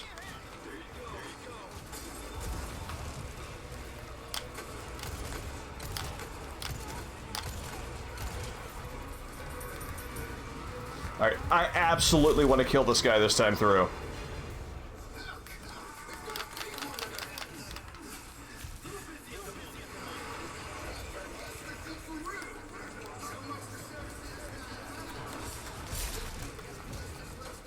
Oh, no, no, no, no! Heal, heal, heal! I don't want to go through this again. Cool.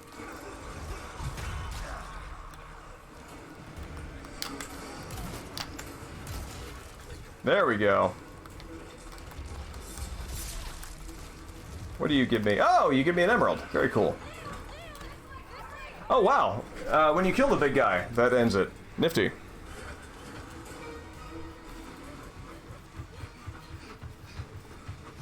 You know, maybe I am mishearing Scorch. Maybe I'm mishearing something, but I'm only hearing Cabeza. Oh, Aprisa? What does Aprisa mean? Oh, okay.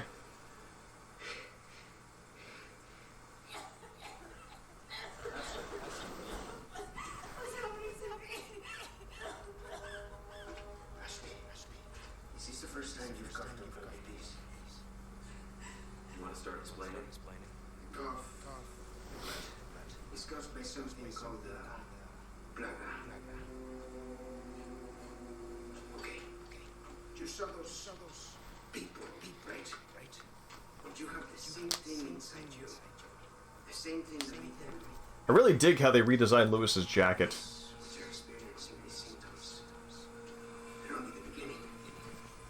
It's very cool.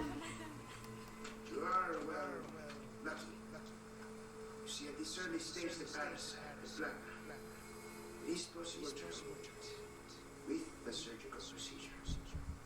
Don't you need some know-how? Oh yeah. The right equipment. Well, you too. Capeta. Yeah. See, I have a plan. But you're going to have to trust me. Excuse me. Yeah, the nuances between Latin American Spanish and Spanish. I know that they're there, but I don't know them enough to be able to identify them. To be able to identify accents based on it, I should say. We'll contact you later.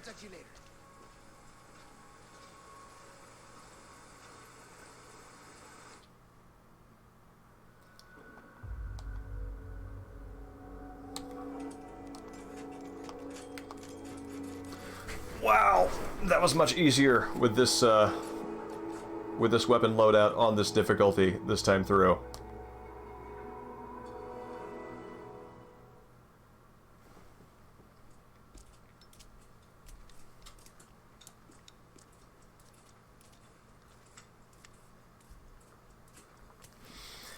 It's neat that they have him play with his lighter there, because the whole, like, gotta smoke thing, Now where's the amber?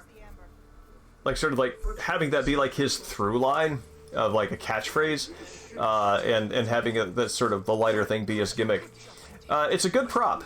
It's a good prop, and they pay it off. They pay off the build-up well during his death scene, I think. A very old Snake lighting Big Boss's cigar moment. We get you out of here when you deliver the amber. No amber, no protection. Interesting. Something that has interested me about Spanish. My ramp up on it has been slower. I found that reading children's books is actually a really good way of getting it to stick, because you read those over and over again. The BV sort of eliding between the two, that they're sort of pronounced and processed the same on the page and in the ear. That's really interesting to me, because I Japanese, of course, does it, and it's interesting to see that in another language as well.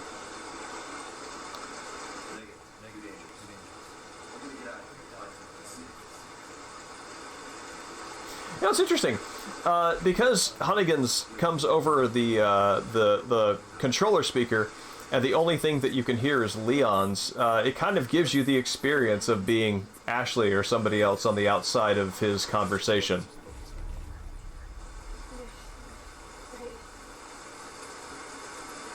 Interesting. It took me a pretty good long time when I was learning Latin to figure out where I can roll my tongue, and sort of how to do that, because, both from sort of my upbringing and also the languages that I've learned, very Germanic, so I have access to a lot of the enunciation, sort of like muscles and everything back here, but the sort of frontal skills are just not there as well. So rolling my R's was quite challenging, and still is. There's a very particular part on the front of my tongue to the right that can do it fairly easily, and I have to practice it for about 5 minutes and warm up before I can do it with any other part.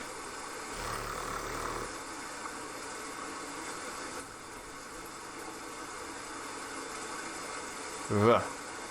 Oh, interesting. It was explained to me as a B sound, like window would be ventana, but ventana. Oh, okay. So it's like a V, but without using your lower lip on your teeth. So instead of v, it's v, v. Okay. Ventana. Okay, so it's almost a plosive, like a very light plosive. I think plosive probably requires your lips to be together before you sort of fire out the breath.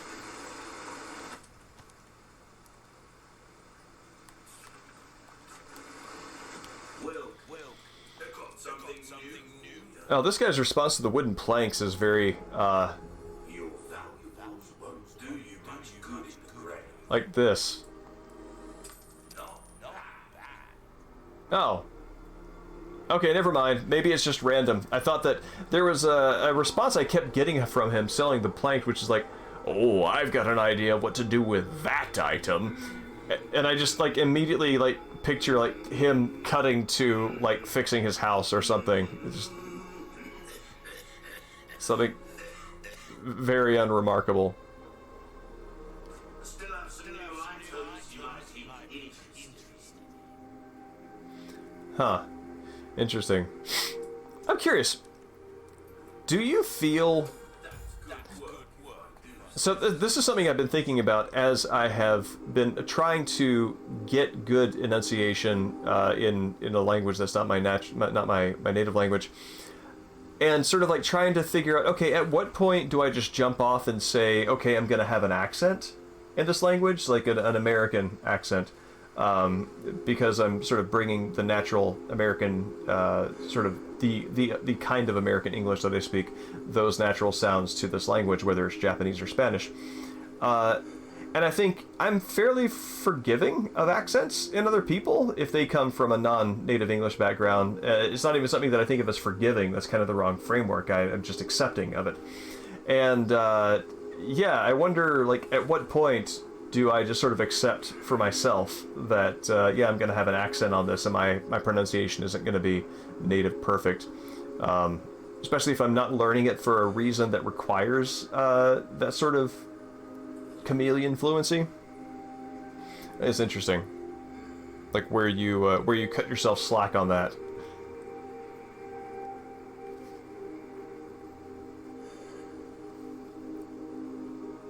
Yeah.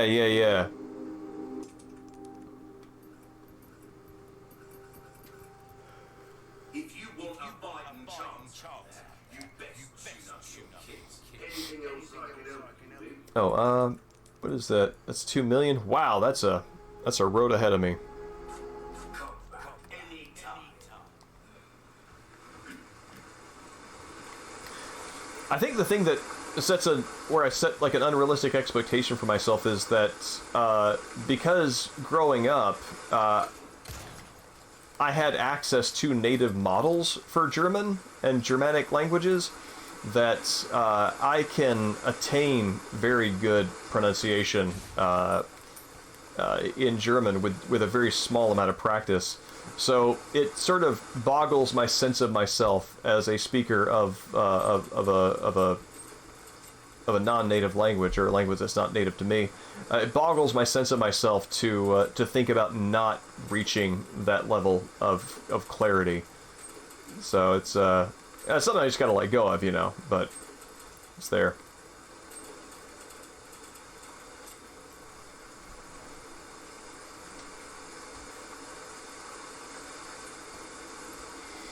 Yeah, I developed a way of practicing vocabulary that I don't think I have the cards around here, but to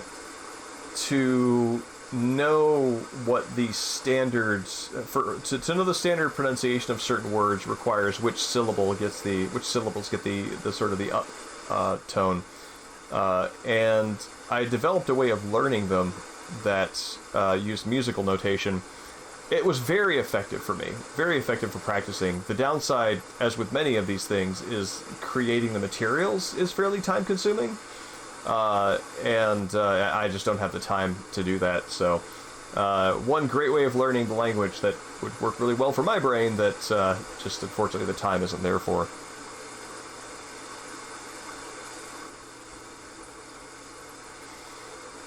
Counter particles were a pretty...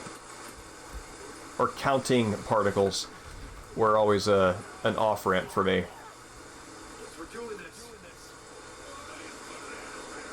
Let's see.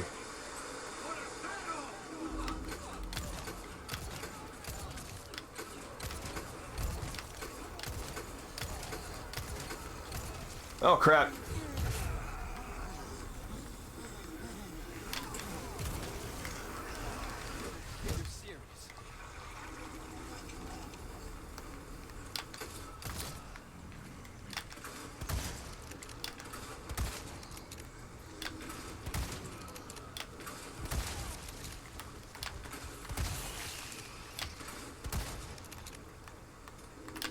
Ah! Oh, good, I hit him.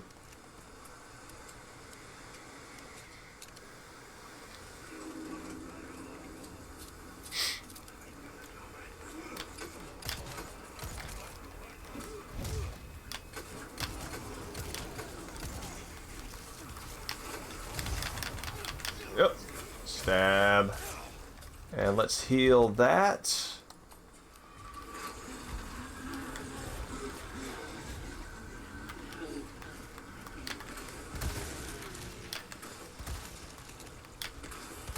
Oh wow. Bullman took a bullet for tentacle fella there with his dying gasp.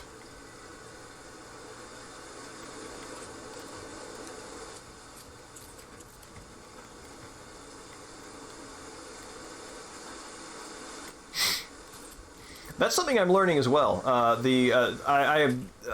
After having tried for many years to attain a level of proficiency in Japanese that it's just frankly going to take immersion to reach.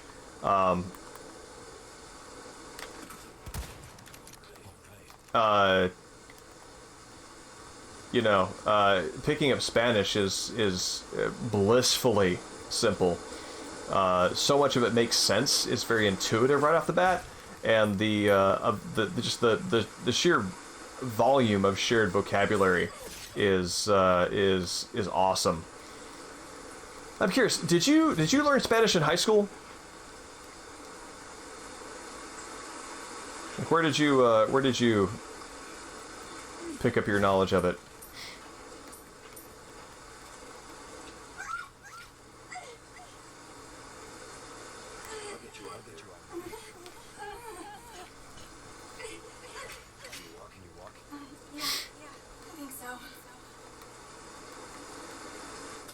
Oh wait, hitting the wrong button there.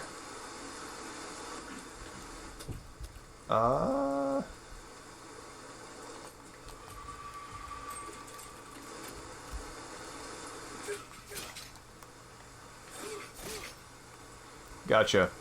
Yeah, I spent that time using German, in part because it came fairly easy for me, and I was just interested in getting the credit out of the way.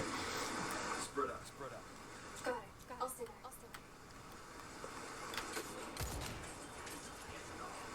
But also,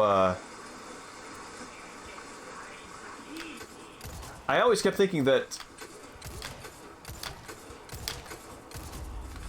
I would acquire or reacquire more of my childhood ability than I ever actually managed to as an adult, just because I don't live around anybody and I don't speak German on a regular basis.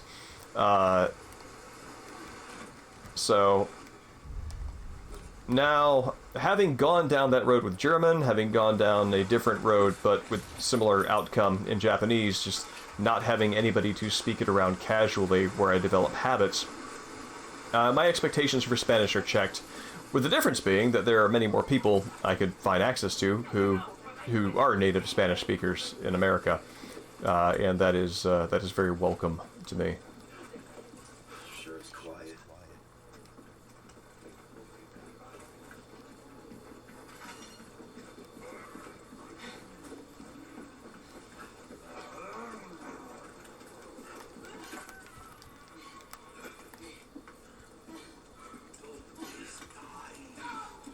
It's also neat to be learning a language that that feels socially useful in my immediate world, rather than something that maybe I'm learning for strictly for edification.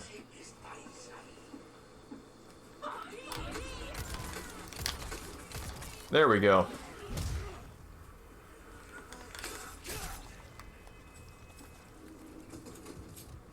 Oh, good. That did it.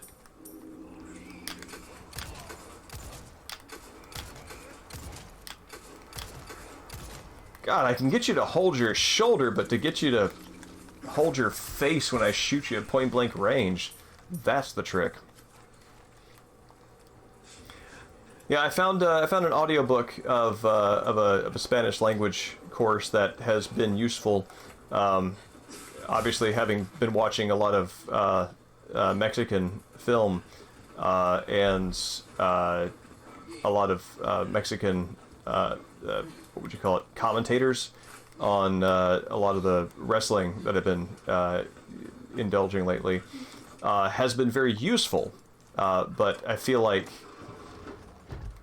I don't know. Like I really want this to take, and I feel like the how familiar the language feels. I hope that it leads to a good outcome there.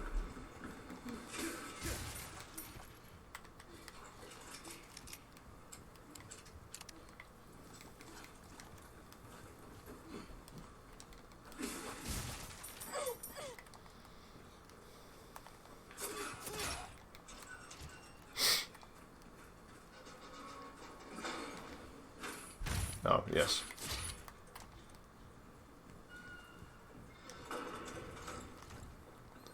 It's locked. Is there... Do I unlock from the outside? No, it's just boarded up. Yeah, if your answer wasn't high school or college, I was going to ask you what resources you have that you would recommend. And if you happen to have those anyway, always welcome.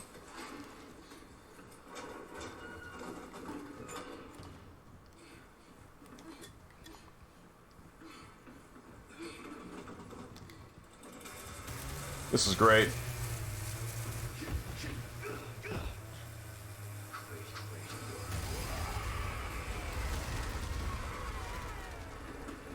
Oh, I should have made Ashley hide.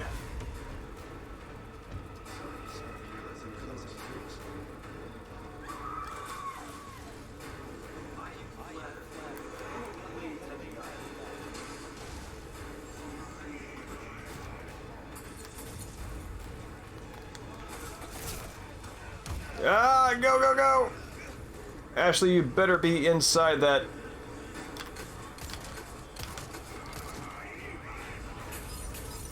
that locker.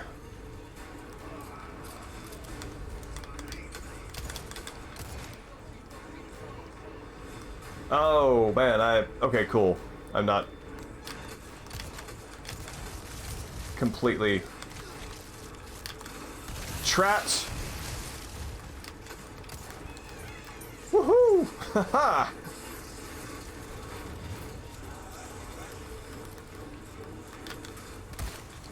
That did nothing.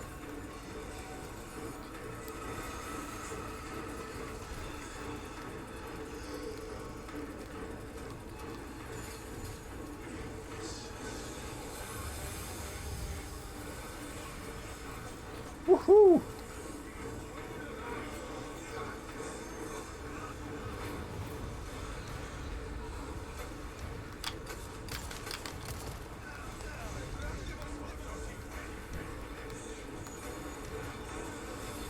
Oh man.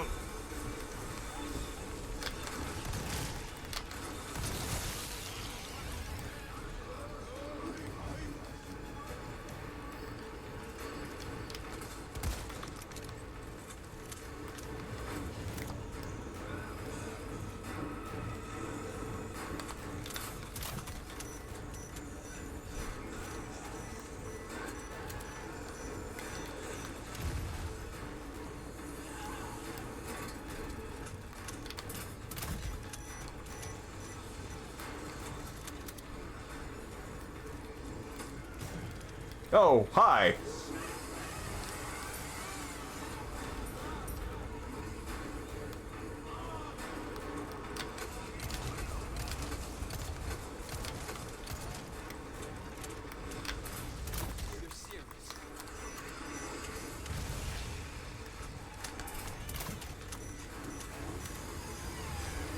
No, no, no, no, no, no, no, no. Oh, Jesus. Keep thinking that they are in closer proximity to those mines than they actually are.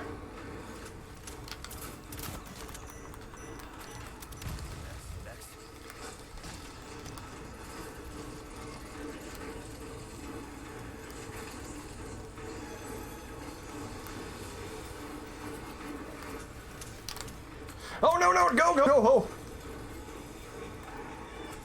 I really don't like that they put that button, that they assign that to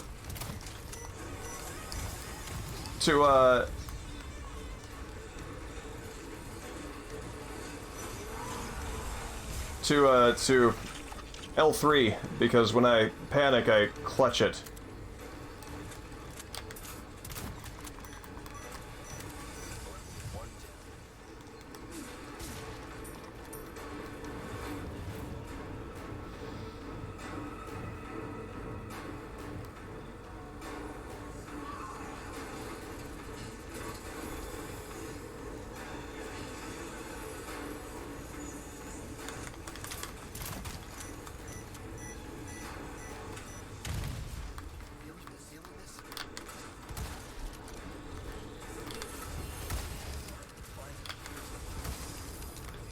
Whew. Stay down, right? Wow.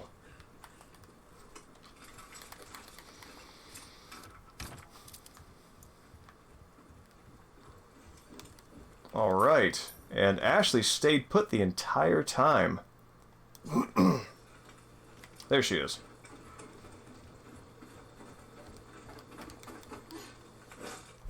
Good job, Ashley. Oh, wait, there's a treasure over there that I want to get.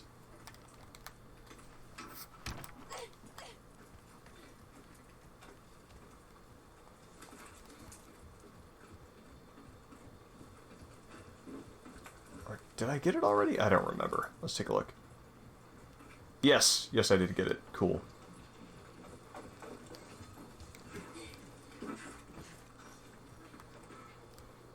Did I catch her? No.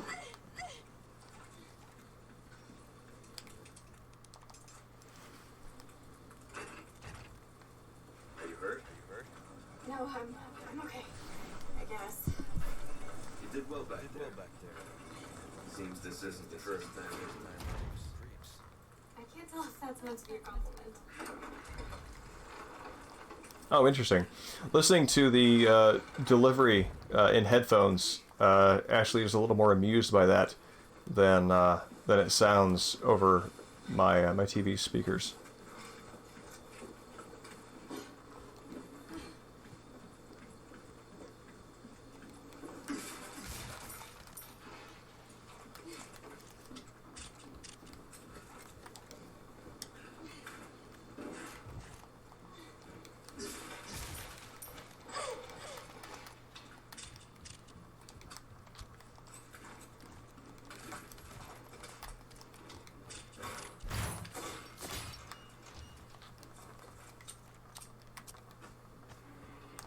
That's good. Alright, I think that I will save right before the Mendez fight. Alright, come on. Okay. And that'll be good for the night.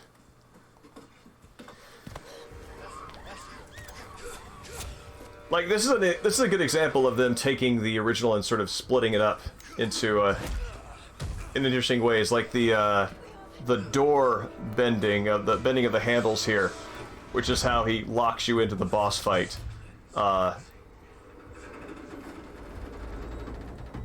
It's neat that they just sort of place that in a different location.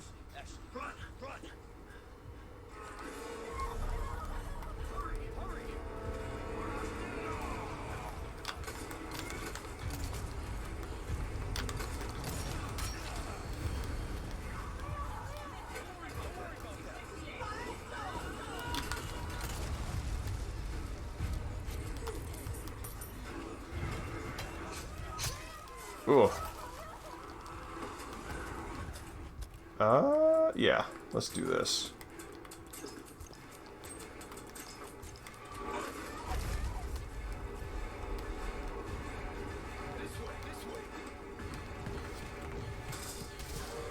Yeah, yeah.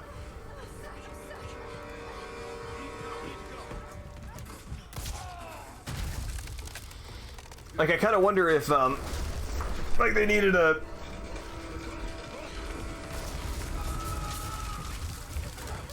they needed some way to let the player know you are definitely not going back this way. There is no way to run around Mendez, and they sort of cherry-picked that detail from the original to use there.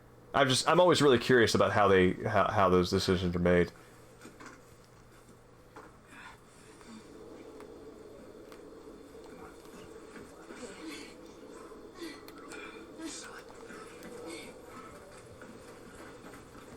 Listen.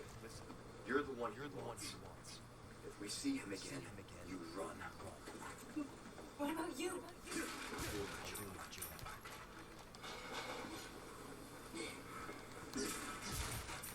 Out of all the dorky lines that Leon gets, that one actually lands pretty cool.